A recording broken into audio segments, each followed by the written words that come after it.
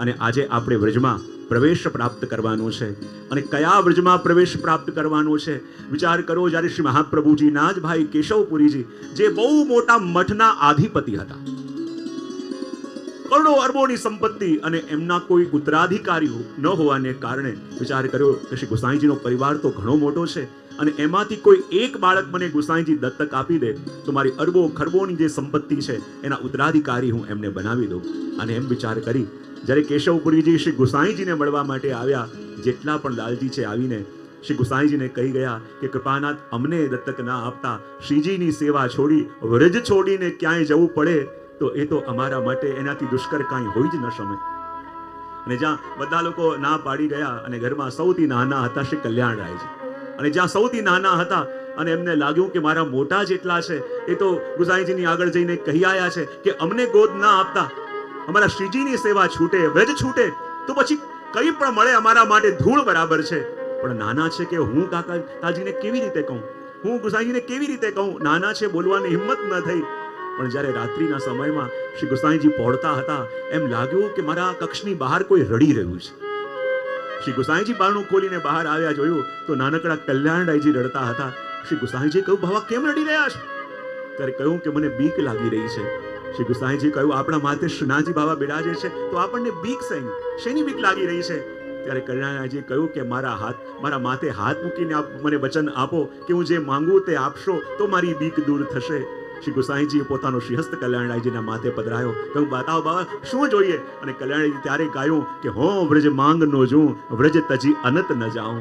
કેવી કૃપા કરો કે મને વ્રજ છોડીને ક્યાંય બહાર ક્યારે જવું ન પડે, મારી શ્રીજીની સેવા છોડીને ક્યાંય બહાર જવું ન પડે. અરે શ્રીજીને છોડીને અરબો ખરબોની સંપત્તિ મળી તો શું કામની? મારું વ્રજ છોડીને કંઈ પણ મળે તો શું કામનું?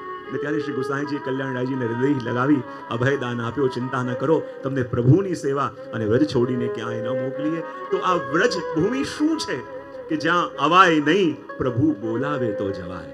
અને આ એવા ભાગ્યશાળી વૈષ્ણવ ભેગા થયા છે કે આજે આપણે બધાએ ભેગા મળીને ભજની પરિક્રમામાં જવાનું છે. અને મેં તમને ખાતરી પણ આપી હતી, કારણ કે જે પૂજ્ય પિતૃચરણની અધ્યક્ષતામાં, જે પૂજ્ય પિતૃચરણની કૃપાથી જ આ આખું વ્રજધામ અહીંયા બન્યું છે, અને એ જ વ્રજ આપણે પામવાનું છે. તો મથુરાથી આપણે આજે વ્રજ પરિક્રમા કરવાની પ્રારંભ કરવાનું છે. સવાર પડી છે, બધા વહેલા જાગી ગયા છે, અને વહેલા જાગી જેને ઠાકોરજી જોડે પધરાયા છે, હાથમાં ઝાંપીજી બિરાજે છે, કેટલાક લોકોએ હાથમાં લાકડીઓ લીધી છે. વ્રજના ધીમે ધીમે સૂર્યનો ઉદય થઈ રહ્યો છે, અને જ્યારે સૂર્ય માથે આવે એનાથી પહેલા આપણા વ્રજનો પહેલો પડાવ એટલે કે મધુવન સુધી આપણે પહોંચવાનું છે. અને મધુવન સુધી આપણે પહોંચવાનું છે તો બધા જ વૈષ્ણવ વહેલા જાગી ગયા છે. અને મેં કાલે જ નિયમ ગ્રહણ વખતે કહ્યું હતું કે જ્યારે પરિક્રમા ચાલતા હોઈએ ત્યારે અષ્ટાક્ષરનું ભગવદ નામનું સ્મરણ કરતા રહેવાનું, જેથી લૌકિક વાતોનું મને ન થાય, લૌકિક આવેશ ન થાય, અને કૃષ્ણની ભૂમિમાં છીએ તો એનું અનુસંધાન સદા આપણા મનમાં બનેલું રહે. માટે એક સાથે ભગવદ નામ લેતા આપણે ચાલવાનો પ્રારંભ કરીશું. જેને પણ હાથમાં લાકડી લેવી હોય લાકડી લઈ લો, જેને ભગવદ નામ લેવા ભગવદ નામ લો, જેને ઝાંપીજી પધરાયા છે જોડે ઝાંપીજી પધરાવી લો. અને એક સાથે ભગવદ નામ લેતા આપણે મધુવન તરફ જઈ રહ્યા છીએ અને કહી રહ્યા છીએ, કદંબ કેરી ડાળો બોલે શ્રી કૃષ્ણ શરણમ મમ, યમુના કેરી પાળો બોલે શ્રી કૃષ્ણ શરણમ મમ, શ્રી કૃષ્ણ શરણમ મમ. જય શ્રી કૃષ્ણ શરણમ મમ, શ્રી કૃષ્ણ શરણમ મમ. જય શ્રી કૃષ્ણ શરણમ મમ. ब्रज 84 कोस बोले श्री कृष्ण शरणम मम, कुंड कुंड ની સીડીઓ બોલે श्री कृष्ण शरणम मम, શ્રી કૃષ્ણ શરણમ મમ. जय श्री कृष्ण शरणम मम, શ્રી કૃષ્ણ શરણમ મમ. जय श्री कृष्ण शरणम मम, શ્રી કૃષ્ણ શરણમ મમ. જય श्री कृष्ण शरणम मम, શ્રી કૃષ્ણ શરણમ મમ. જય श्री कृष्ण शरणम मम, ब्रज 84 कोस बोले कुंड कुंड ની સીડીઓ બોલે. શ્રી કૃષ્ણ શરણમ મમ. જય એક સાથે પાછળ વાળા. શ્રી કૃષ્ણ શરણમ મમ. જય कमल पर मधुकर बोले श्री कृष्ण शरणं मम वृंदावन ना वृक्षो बोले श्री कृष्ण शरणं मम श्री कृष्ण शरणं मम जय श्री कृष्ण शरणं मम श्री कृष्ण शरणं मम जय श्री कृष्ण शरणं मम जय श्री कृष्ण शरणं मम जय श्री कृष्ण शरणं मम जय श्री कृष्ण शरणं मम जय श्री कृष्ण शरणं मम આપણી યાત્રા હવે પહોંચી છે આપણા વ્રજયાત્રાના સૌથી પહેલો પડાવ પહેલો મુકામ એટલે મધુવનમાં. જો વરાહ પુરાણમાં એમ કહેવામાં આવ્યું છે કે મધુવનના જે દર્શન માત્ર કરે તો દર્શન માત્રથી જીવના મનોરથોને પૂર્ણ કરે એને કહેવાય મધુવન. અને મધુવનની અંદર આપણે બધા આવ્યા છીએ. આ એ જ સ્થાન છે કે જેનું વર્ણન આપણે ભાગવતમાં અનેક વાર સાંભળ્યું છે કે જ્યારે ઉત્તાનપાદ રાજાના પુત્ર ધ્રુજી અને ધ્રુજીએ પિતાના ખોળામાં બેસવાનો વિચાર કર્યો, પણ માં આવીને કહે છે, શું કહે છે આવીને કે તું તો દાસીનો પુત્ર છું. અને યદી સુમતિ શું કહે છે કે દાસીનો પુત્ર છું અને પિતાના ખોળામાં બેસવું છે તો વનમાં જઈને પ્રભુને પ્રસન્ન કર અને તપ માંગ કરીને વરદાન માંગ કે તને મારા કોખે જન્મ મળે તો પિતાનો ખોળો મળશે. રડતા રડતા ધ્રુજી માં સુનીતિ પાસે આવ્યા અને કહે કે શું હું રાજાનો પુત્ર નથી, દાસીનો પુત્ર છું, મને મારા પિતાના ખોળામાં બેસવાનો અધિકાર નથી? અને ત્યારે સુનીતિ માએ મનોમન સુરુચિને વંદન કર્યા અને કહ્યું કે ભલે તે એમ કહ્યું કે વનમાં જઈને તપ કર, પણ મારા દીકરાના મનમાં એ ભરોસો તો જગાયો કે પ્રભુ પ્રસન્ન થશે તો જીવનમાં જે પણ પામવું છે ને એ સહજ મળશે. કહું જો બેટા તારે ખોળામાં બેસવું જ છે તો તારા સાચા પિતાના ખોળામાં બેસ.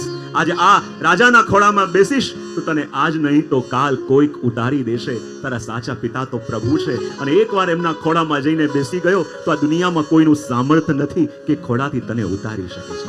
અને જ્યારે ધ્રુજીને વનમાં જવાની આજ્ઞા આપી, જ્યારે પણ ભગવત પ્રાપ્તિ માટે આપણે નીકળીએ ને, જ્યારે પણ ભગવત અનુભૂતિ માટે નીકળીએ તો એમને એમ જવાતું નથી, ત્યાં કોઈ પરીક્ષા પણ આપણી કરે. અને નારદજી માર્ગમાં આવ્યા, જોવા માટે નીકળી તો ગયો છે પણ ફલ પાકેલો છે કે હજી કાચો છે. ભગવત પ્રાપ્તિની ઈચ્છા જાગી છે પણ આપણે ત્યાં કહેવાય ને ભગવત પ્રાપ્તિ માટેનો જે વૈરાગ્ય જાગ્યો હોય, વૈરાગ્ય કોને કહેવાય? બધું મૂકીને નીકળી જવું એ વૈરાગ્ય નથી. વૈરાગ્યની સહજ વ્યાખ્યા શું? વૃક્ષમાં ફળ ઉગ્યું, ફળ પાક્યું અને પાક્યા પછી સહજ રીતે સ્વેચ્છાએ વૃક્ષથી અલગ થઈ જવું એને કહેવાય વૈરાગ્ય. સંસાર છોડવું પડે, ઘર છોડવું પડે એ વૈરાગ્ય નહીં, બધું છૂટી જાય એને કહેવાય વૈરાગ્ય. અને જ્યારે ધ્રુજી બધું છોડીને જતા હતા, નારદજી પરીક્ષા કરવા આવ્યા. આવીને કહેવા લાગ્યા, જો બેટા તું ક્યાં જઈ રહ્યો છો? બોલે પ્રભુને પામવા માટે હું બ્રજમાં જઈ રહ્યો છું, પ્રભુને પ્રાપ્ત કરવા માટે નીકળ્યો છું. નારદજી કહે, બેટા 5 વર્ષનો છું અને આજે તને ઘરે નિંદર આવે છે તો તને વાર્તા કહીને સુવાડવા વાળી તારી માં તારી પાસે છે. જ્યારે વનમાં જઈશ અને વનમાં નિંદર આવશે, તને વાર્તા કહીને સુવાડવા વાળી તારી માં તારી પાસે નહીં હોય. તને ભૂખ લાગે છે તો તને જમાડવા વાળી તારી માં તારા ઘરે છે, પણ જ્યારે વનમાં જઈશ અને ભૂખ લાગશે તને કોણ ખવડાવશે? ત્યારે ધ્રુવજીએ કહ્યું કે જેના ભરોસે મેં ઘર છોડ્યું છે ને, મારી ચિંતા હવે એ કરે છે, હું ચિંતા શા માટે કરું? જે પ્રભુના ભરોસે મેં આ ઘર છોડ્યું છે, જેના ભરોસે નીકળ્યો છું ને, મારી ચિંતા મારા કરતા પણ વધારે એને છે. જ્યારે ગાય છૂટી ફરતી હોય, બધી ચિંતા ગાયની ઉપર હોય, ક્યાં ખાઈશ ક્યાં પીશ, પણ જ્યારે ગોવાળિયાની સાથે જઈને ગૌશાળામાં બંધાઈ જાય, ગાય નિશ્ચિંત થઈ જાય, કારણ કે બધી ચિંતા કરવા વાળો હવે ગોવાળિયો છે. અને ત્યારે નારદજી દ્રઢતા જોઈ અને કહ્યું કે જવું છે તો એ મધુવનમાં જાઓ કે જ્યાં યમુનાજી પણ વહે છે અને જ્યાં પ્રભુની અખંડ લીલા છે અને જ્યાં પ્રભુની નિત્ય લીલા છે. અને એવા શબ્દો કયા? 12 મંત્ર આપ્યો. અને ધ્રુવજીએ આવીને આ મધુવનમાં જ્યારે તપસ્યા કરી, શ્રી યમુનાજીની કૃપાથી 6 મહિના પછી એમને સાક્ષાત પ્રભુના દર્શન પણ થયા. તો આ એ ભૂમિ છે જેણે પ્રભુના દર્શન પ્રગટ કરાવ્યા છે. અને પ્રગટ દર્શન કરાવવા વાળી આ ભૂમિ કોઈ હોય ને તો આ મધુવન છે. અને જો મધુવનની જે લીલાનું પણ આપણે વર્ણન કરીએ ને, એ વર્ણન પણ દર્શન કરવાનો પ્રકાર આપણને બતાવે છે. હું ઘણી વાર કહેતો હોઉં છું કે આપણે બધા દર્શન કરવા રોજ જઈએ છે કે નહીં? હા કે ના તો પાડો. શેની હા પાડી? મેં પૂછ્યું તો કે દર્શન કરવા જઈએ છે કે નહીં, તેમાંથી હા શેની પાડી છે? જઈએ છીએ. બહુ સરસ.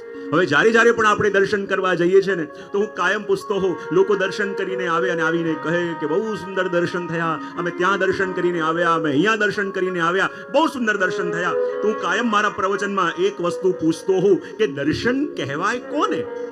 એક હોય છે જોવું, એક હોય છે નિરખવું, એક હોય છે નિરીક્ષણ કરવું, એક હોય છે પરીક્ષણ કરવું, એક હોય છે ઝાંખી કરવી અને એક હોય છે દર્શન કરવું. કેટલી વસ્તુ મેં કીધી, કેટલાને યાદ રહી? એક હોય છે જોવું, બીજું નિરખવું, ત્રીજું નિરીક્ષણ કરવું, ચોથું પરીક્ષણ કરવું, પાંચમું ઝાંખી કરવી અને છઠ્ઠું દર્શન કરવું. તો આમાંથી આપણે શું કરીને આવીએ છીએ? હા, શું કરીને? ઝાંખી. પણ ઝાંખી એ દર્શન નથી. પણ આપણે આવીને તો કહીએ છીએ કે દર્શન કરીને આવ્યા. તો દર્શન કરવું એટલે શું? અને દર્શન કર્યા ક્યારે કહેવાય? એક હોય છે જોવું, આમ દુનિયામાં આપણે વસ્તુ જોઈને આવીએ. એક હોય છે કે નિરીક્ષણ કરીને આવીએ, શું શું ત્યાં હતું, શું શું મૂક્યું હતું. એક હતું પરીક્ષણ કરીને આવીએ, જે વસ્તુ જેવી હોવી જોઈએ એવી હતી કે નહીં. એક હોય ઝાંખી કરીને આવ્યા અને એક હોય દર્શન કરીને આવ્યા.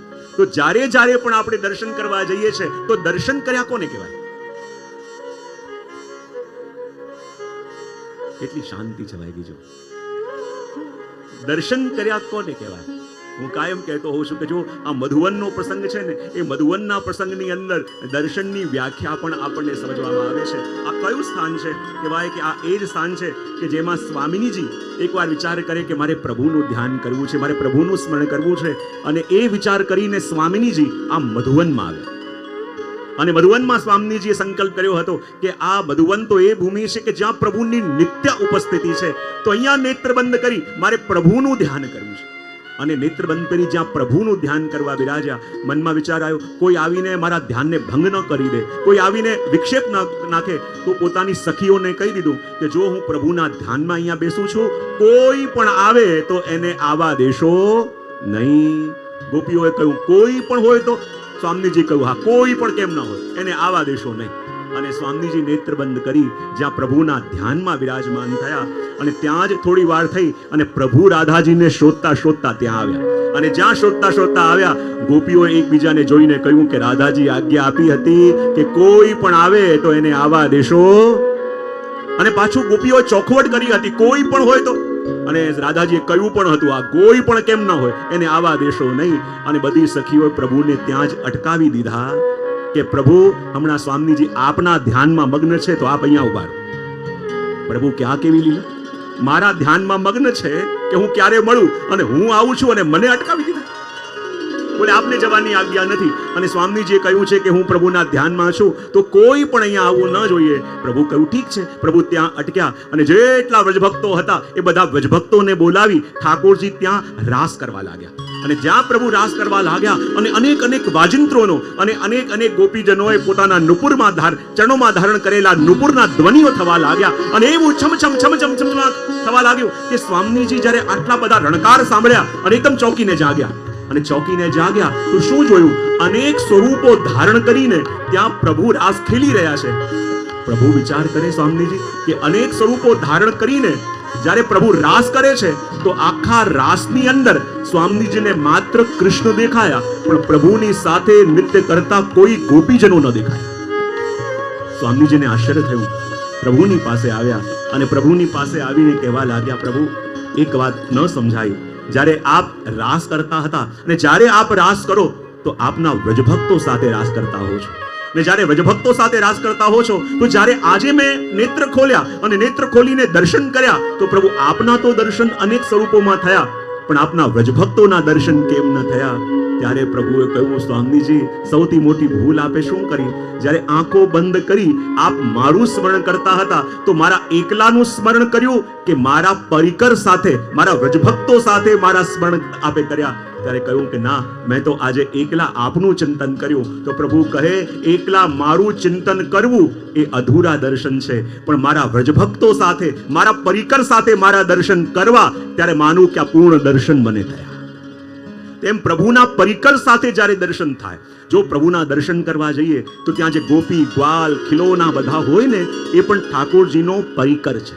અને ઠાકોરજીના પરિકર સાથે જે દર્શન થાય એ સંપૂર્ણ દર્શન આપણને થયા કહેવાય. કહે કે તમે મારું ચિંતન કર્યું, પણ એકલા મારું ચિંતન કર્યું.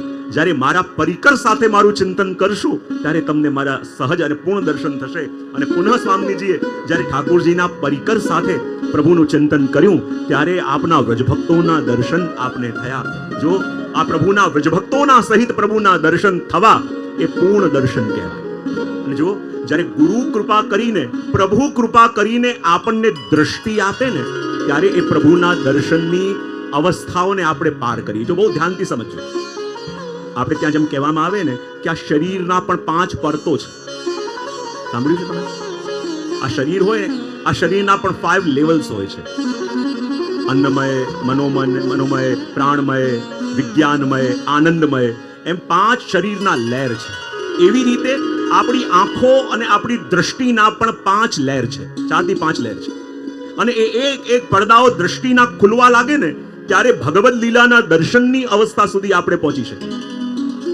જેમ જેમ તમે ભગવદ નામ લો ને અને જેમ જેમ ભગવત સેવા કરો તો સૌથી પહેલા તમને સ્વપ્ન દર્શનની દૃષ્ટિ મળે. કઈ દૃષ્ટિ મળે? જરા ભાવથી બોલો તો ખરા. અને સ્વપ્ન દર્શન એટલે શું? રાત્રે તમને સ્વપ્નમાં પ્રભુની લીલાઓની ઝલક મળે, પ્રભુના દર્શન મળવા, પ્રભુએ કોઈક આવીને આજ્ઞા કરી, પ્રભુએ કંઈક ઝાંકી આપણને કરાવી, તો એ દૃષ્ટિની પહેલી પડત ખુલી અને સ્વપ્ન દર્શનની આપણને અવસ્થા મળી. સ્વપ્ન દર્શન પહેલી અવસ્થા. બીજી ભાવ દ્રષ્ટિ. બીજી કઈ? જરા ભાવથી બોલો તો ખરા. તો આપણને પણ જ્યારે એ અવસ્થા સુધી પહોંચી આપણને ખ્યાલ હોય ભાવ દ્રષ્ટિ એટલે શું. આજે ઠાકોરજીના સન્મુખ જઈએ ને અને ઠાકોરજી જાણે આપણને કંઈક કહી રહ્યા હોય, પ્રભુને કંઈક આપણને જતાવી રહ્યા હોય, પ્રભુ આપણને કંઈક સંકેત આપી રહ્યા હોય, એવી દ્રઢ અનુભૂતિ થાય. અને જે પ્રભુએ જતાવ્યું હોય આપણે બહાર નીકળીએ કે કોઈક આવીને એ જ વાત આપણને કરે અને આપણને લાગે અરે જે વસ્તુ જાણે પ્રભુ કહી રહ્યા હતા અને એ જ વસ્તુ કોઈના મુખથી નીકળી, ત્યારે માનવાનું આ બીજી દૃષ્ટિની લહેર આપણી ખુલી છે, જેને કહેવાય ભાવ દ્રષ્ટિ. ત્રીજું જ્ઞાન દ્રષ્ટિ. જ્ઞાન દ્રષ્ટિ એટલે શું? જ્યારે જીવનમાં કઈ પણ નાની નાની ઘટનાઓ ઘટતી હોય ને અને મનને અનુકૂળ ન હોય એવી ઘટના ઘટે તો મન વિચલિત થઈ જાય છે કે નહીં? હા તો પાડો. હા પાડી કે ના પાડી? બહુ સરસ. એની હા પાડી. જીવનમાં જે ઘણીવાર નાની નાની ઘટનાઓ પણ એવી ઘટતી હોય કે જેના માટે આપણે માનસિક રીતે તૈયાર ન હોઈએ અને મનથી તૈયાર ન હોઈએ અને એવી ઘટના ઘટે તો મન વિચલિત થઈ જાય. પણ ત્રીજી અવસ્થા એટલે જ્ઞાન દ્રષ્ટિ. અને જ્ઞાન દ્રષ્ટિ એટલે ગમે તેવી વિકટ પરિસ્થિતિ હોય ને, ઘરના બધા વિચલિત હોય, ઘરના બધા બેચેન હોય, પણ એ વ્યક્તિ બહુ સ્વસ્થ હોય, ના બધું સારું થઈ જશે. જાણે પ્રભુ એને સંકેત આપી રહ્યા છે કે ના, આ જે ઘટી રહ્યું છે ને એની અંદર પણ મારી કંઈક કૃપા છે. આજે જીવનમાં બની રહ્યું છે એમાં પણ મારો કંઈક સંકેત છે. એ સંકેત બીજા કોઈ પામી ન શકે પણ એ પામી લે છે ત્યારે એને કહેવાય છે જ્ઞાન દ્રષ્ટિ. કઈ દ્રષ્ટિ? આ ત્રીજી લહેર જ્યારે આંખો નહીં ખુલે. જો આ આંખો આપણે જોઈએ છે ને, આ આંખો તો ભૌતિક આંખો છે અને આ ભૌતિક આંખો તો જે જોવું જોઈએ એ જોઈ ન શકે, ન જોઈએ તો એ ચાલે, એ જોવા માટે ટેવાયેલી છે. અને આનાથી આગળ જઈએ ત્યારે આપણને મળે જેને કહેવાય દિવ્ય દ્રષ્ટિ. કઈ વસ્તુ? તમે જેટલું ભગવત નામ લો ને, ભગવત નામ, ભગવત જાપ અને ભગવત સેવા દ્વારા તમે એ અવસ્થા સુધી પહોંચી શકો. અને કોઈ ગુરુનું માર્ગદર્શન આપણને મળે ને અને એ આપણને રસ્તો બતાવે તો એ દિવ્ય દૃષ્ટિની અવસ્થા સુધી આપણે પહોંચીએ તો જો પ્રભુ જે પ્રગટ લીલા હમણાં કરી રહ્યા છીએ ને એ પણ જોવાનું સામર્થ્ય આપણને પ્રાપ્ત થાય. જો જ્યારે પણ આપણે પ્રભુની લીલા વિશે સાંભળીએ છીએ ને તો 3 પ્રકાર હોય. એક, જેમ તમે કોઈ વિડીયો કે સીડી જોતા હો કે યુટ્યુબમાં જોતા હો, વર્ષો પહેલું થયેલું રેકોર્ડિંગ તમે જોતા હો ને એ પણ જોયું કહેવાય. થોડા કલાકો પહેલા રેકોર્ડિંગ થયું અને પાછું ટેલિકાસ્ટ થાય એને કહેવાય ડી લાઈવ. એ પણ તમે જોતા હો. અને ત્રીજું હોય લાઈવ. 3 અવસ્થા હોય કે ન હોય? તમે કંઈ પણ ચિત્ર જુઓ એના કેટલી અવસ્થા મેં કહી? એક, જૂનું વર્ષો પહેલા કરેલું રેકોર્ડિંગ. બીજું ડી લાઈવ, થોડા કલાકો પહેલા થઈ ગયું છે અને આપણે હવે એ જોઈ રહ્યા છીએ. ત્રીજું લાઈવ, જે થઈ રહ્યું છે હમણાં એટ પ્રેઝન્ટ આપણે જોઈ રહ્યા હોઈએ. તો આપણે જે પણ ભગવદ લીલાના પ્રસંગો જીવનમાં સાંભળીએ છીએ, જે પણ અનુભવ કરીએ છીએ, એ કયા અધિકતર સાંભળીએ છીએ? જૂનું રેકોર્ડિંગ, ડી લાઈવ કે લાઈવ? હા, જીવનમાં અધિકતર જે ભગવદ લીલાના પ્રસંગો આપણે શ્રવણ કરીએ છીએ કઈ અવસ્થાના? કોઈ કે અનુભવ ક્યારેક કર્યું હતું વર્ષો પહેલા એ આપણે સાંભળીએ છીએ તો ક્યાંક એ જૂનું રેકોર્ડિંગ છે કે નહીં? થોડા સમય પહેલાનું જ્યારે કોઈ આપણને એના અનુભવ શેર કરે તો એ થયું ડી લાઈવ. પણ આપણે પોતે એ લીલાના સાક્ષી બનીએ, આપણે પોતે એ લીલાનો અનુભવ કરીએ તો એને કહેવાય લાઈવ. જેમણા યુટ્યુબમાં આવી રહ્યું હોય અને બધા ઘર બેસીને જોતા હોય શું કહેવાય? લાઈવ. તો એમ ભગવદ લીલા એ પણ જ્યારે લાઈવ જોવાનો અનુભવ આપણને ક્યારે થાય કે જ્યારે આ દિવ્ય દૃષ્ટિ આપણને પ્રાપ્ત થાય, ચોથી લહેર આંખોની જ્યારે ગુરુ ખોલી દે, ત્યારે સાચા અર્થમાં એ પ્રભુની પ્રગટ લીલાના દર્શન કરવાનો સૌભાગ્ય આપણને મળે. આજે પણ એવા ઘણા બધા વૈષ્ણવો છે, જાણીએ છીએ અમે કે આજે પણ એવા વૈષ્ણવને તમે પૂછો ને કે આ ઘડીએ આ સમયે તમારા ઠાકોરજી ક્યાં હશે, એ તમને વર્ણન કરીને કહી દે કે મારા પ્રભુ આ સમયે આ જગ્યાએ ભજની આ સ્થાનમાં આ જનો સાથે આ લીલા કરી રહ્યા છે. ત્યારે માનવાનું, જેમ તમને કોઈ પૂછે કે આ સમયમાં તમારા સન ક્યાં હશે, તમે ઘડિયાળ જોઈને કહી ન શકો કે હમણાં જીમમાં ગયો હશે, કે હમણાં ક્લાસમાં હશે, કે હમણાં સ્કૂલમાં હશે, કે હમણાં ત્યાં કહી શકો કે નહીં? હા કે ના? તો પાડો. યદિ તમને તમારા બાળક વિશે કોઈ પૂછે, તમે ઘડિયાળ જોઈને કહી શકો કે હમણાં ક્યાં છે. તમને કોઈ તમારા ઠાકોરજી વિશે પૂછે કે હમણાં તમારા પ્રભુ ક્યાં છે, તો શું કહી શકાય? આપણે તો કહીએ હા, ઘરે પોઢાવીને આવ્યા છે. ઘરે પોઢાવીને આવ્યા છે તો શું પ્રભુ ત્યાં જ છે?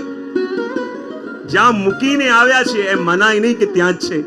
એવા ઘણા જીવો હોય, જ્યારે ચોથી લહેર ખુલી જાય ત્યારે ઘણા એવા વૈષ્ણવો છે કે જે તમને કહી શકે કે આ સમયે મારા પ્રભુ કઈ જગ્યાએ કોની સાથે શું લીલા કરી રહ્યા છે.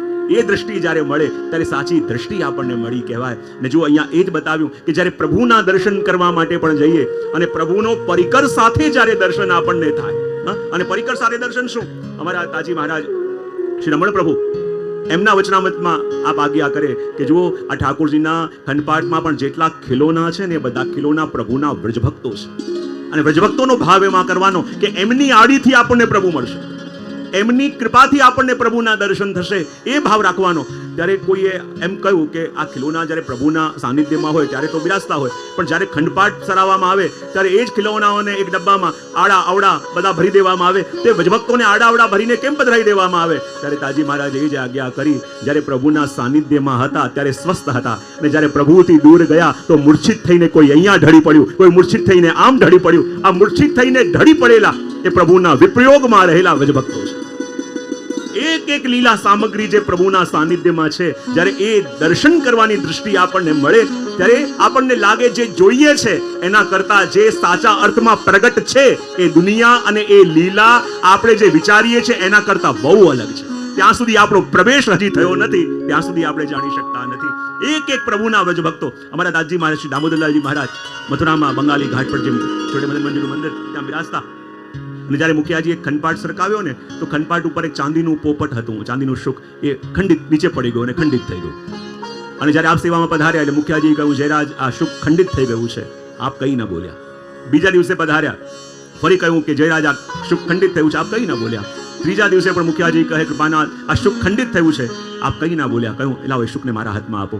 અને શુકને લઈને દીકતા દીકતા આપ કમલ ચોકમાં પધાર્યા અને શુકને કહ્યું કે શુકદેવજી મહારાજ આ ભૂતલમાં આપની સેવા પૂર્ણ થઈ, હવે આપ નિત્ય લીલામાં પધારો. એમ કહીને જ્યાં ચાંદીનું શુક ઉડાયું અને બધા વૈષ્ણવ ત્યાં ઉપસ્થિત હતા, દેખતા દેખતા એ શુક ઉડીને ભગવદ લીલામાં. એવું સામર્થ્ય અને એ દ્રષ્ટિ આપની, અને એ દ્રષ્ટિ જેવી આપણી હોય ને તો સામેથી પણ આપણને એ વજભક્તો એવી અનુભૂતિ પણ કરાવે. જે કક્ષામાં ને જે લેવલમાં આપણે હોઈએ, આપણી સાથે એ જ રીતે સામે રહેલા વજભક્તોની અનુભૂતિનો અનુભવ આપણને થાય. તો અહીંયા એ જ વસ્તુ ઠાકોરજીએ સિદ્ધ કરી. જ્યારે વજભક્તો સહિત પ્રભુના દર્શન આપણને થાય ત્યારે એ લીલાનો અનુભવ આપણને થાય. જ્યારે શ્રી મહાપ્રભુજી પરિક્રમા કરતા કરતા મધુવનમાં પધાર્યા અને મધુવનમાં આપે સંકલ્પ કર્યો. તમે જોડે સુદાસજી છે, વસુદેવદાસ છકડા, પરમાનંદ દાસજી, આ બધા વૈષ્ણવ પણ મહાપ્રભુજીની સાથે પધાર્યા. અને મહાપ્રભુજી ત્યાં રહેલા કૃષ્ણ કદમના વૃક્ષની નીચે શ્રીમદ ભાગવતજીના પારાયણનો સંકલ્પ કર્યો. અને મધુવનમાં જ્યારે શ્રીમદ ભાગવતજીનું પારાયણ આપ કરી રહ્યા છે અને એ વખતે ત્યાં મધુવનિયા ઠાકોરજી બિરાજે છે. અને મધુવનિયા ઠાકોરજી રોજ આવીને આ કથાનું શ્રવણ કરતા. અને જ્યારે કથાનો વિરામનો દિવસ આવ્યો અને જ્યારે કથાને વિરામ કરી શ્રી મહાપ્રભુજી આગળ પધારવા લાગ્યા ત્યારે મધુવનિયા ઠાકોરજી આવ્યા અને મહાપ્રભુજીની સામે આવીને ઊભા રહ્યા. એમનું મુખ ઉદાસ હતું. શ્રી મહાપ્રભુજી કે પ્રભુ આપનું મુખ ઉદાસ કેમ છે? બોલે હું કેટલા વર્ષોથી અહીંયા બિરાજું છું. જ્યારે ધ્રુવજીએ તપ કર્યું ત્યારે ધ્રુવજીને હું વરદાન આપવા માટે અહીં આવ્યો હતો, ત્યારથી હું અહીંયા જ બિરાજું છું. અને મારા મનમાં એક કામના હતી કે જ્યારે આપ અહીંયા પધારશો અને આપના મુખે મારે ભગવદ લીલા, મારા વ્રજભક્તોના ચરિત ભાગવત સ્વરૂપે શ્રવણ કરવાના છે. અને આપના મુખે કથા શ્રવણ કરી અતિ આનંદ થયો. અને હવે મારી એવી ઈચ્છા છે કે આપ મને આપની સાથે પધરાઈને લઈ જાઓ અને મારો સેવા પ્રકાર પ્રારંભ કરો. ત્યારે શ્રી મહાપ્રભુજીએ કહ્યું, હમણાં તો અનેક યાત્રાઓમાં જવું છે, પણ જ્યારે યાત્રા પૂર્ણ કરીને આવીશ ત્યારે હું આપની સેવા પ્રારંભ કરીશ. પણ હું પાછો આવીશ તો આપના દર્શન મને ક્યારે થશે? ત્યારે મધુવનીયા ઠાકોરજીએ કહ્યું કે પરિક્રમા કરતા કરતા જ્યારે આપ કર્ણાવલ પધારશો ને ત્યાં આપના દેખતા દેખતા સંધ્યાવંદનમાં વિરાજેલા હશો, સામે ભેખણ ફાટશે અને એમાંથી હું વિશાળ સ્વરૂપ ધારણ કરીને પધારીશ, પછી આપ મારી સેવા પ્રારંભ કરજો. અને એ સ્વરૂપ આગળ જઈને મથુરાધીશના રૂપે પ્રભુને, શ્રી મહાપ્રભુજીને દર્શન આપશે. એ વાત અહીંયા મધુવનમાં આપણે બધાએ શ્રવણ કરી, દર્શન કરી, ચિંતન કરી અને મધુવનની ભૂમિને આપણે દંડવત પ્રણામ કરીએ છીએ. અને મધુવનથી નીકળેલી આપણી યાત્રા આગળ તાલવન તરફ જઈ રહી છે અને બધા ભાવથી અને પ્રેમથી ગાઈ રહ્યા છે અને કહી રહ્યા છે. શું કહી રહ્યા છે? શ્રી કૃષ્ણ શરણમ મમ જય, શ્રી કૃષ્ણ શરણમ મમ, શ્રી કૃષ્ણ શરણમ મમ જય, શ્રી કૃષ્ણ શરણમ મમ, શ્રી કૃષ્ણ શરણમ મમ જય, શ્રી કૃષ્ણ શરણમ મમ, શરણમ મમ જય, શ્રી કૃષ્ણ શરણમ મમ, કદંબ કેરી ડાળો બોલે, શ્રી કૃષ્ણ શરણમ મમ, યમુના કેરી ભાળો બોલે, શ્રી કૃષ્ણ શરણમ મમ, શ્રી કૃષ્ણ શરણમ મમ જય, શ્રી કૃષ્ણ શરણમ મમ, શ્રી કૃષ્ણ શરણમ મમ જય, જય શ્રી કૃષ્ણ શરણમ મમ, રજ 84 કોસ બોલે, શ્રી કૃષ્ણ શરણમ મમ, કમલ કમલ પર મધુકર બોલે. સાથે બધાની તાળીઓ. શ્રી કૃષ્ણ શરણમ મમ જય, શ્રી કૃષ્ણ શરણમ આ સાહેબ. શ્રી કૃષ્ણ શરણમ મમ જય. ડાળ ડાળ પર પક્ષી બોલે, સાથે. કુંજ કુંજ વન ઉપવન બોલે, શ્રી કૃષ્ણ શરણમ મમ જય, શ્રી કૃષ્ણ શરણમ મમ, શ્રી કૃષ્ણ મમ, જય શ્રી કૃષ્ણ શરણમ મમ, શ્રી કૃષ્ણ શરણમ મમ જય, શ્રી કૃષ્ણ શરણમ મમ, શ્રી કૃષ્ણ શરણમ મમ જય જય, શ્રી કૃષ્ણ શરણમ મમ, જય શ્રી કૃષ્ણ શરણમ મમ જય. જય શ્રી કૃષ્ણ શરણમ મમ. આપણી યાત્રાના બીજા મુકામ એટલે કે ક્યાં આવી? હવે જરા ભાવથી બોલો તો ખરા. તાલવનમાં. અને આ તાલવનની અંદર આપણી પરિક્રમા પહોંચી છે, આપણી યાત્રા પહોંચી છે. વ્રજના જે મુખ્ય 12 વન છે એ 12 વનોમાંનું બીજું વન એટલે તાલવન. અને આ તાલવનની અંદર જ્યારે આપણી યાત્રા પહોંચી છે, અને કહેવાય ને આ તાલવન ભાગવતની અંદર આપણે શ્રવણ કરતા હોઈએ કે તાલવનમાં કોણ રહેતો હતો? બોલે ધેનુકાસુર. કોણ રહેતો હતો? જરા ભાવથી બોલું તો ખરા. ગર્ધબ રૂપે રહેતો.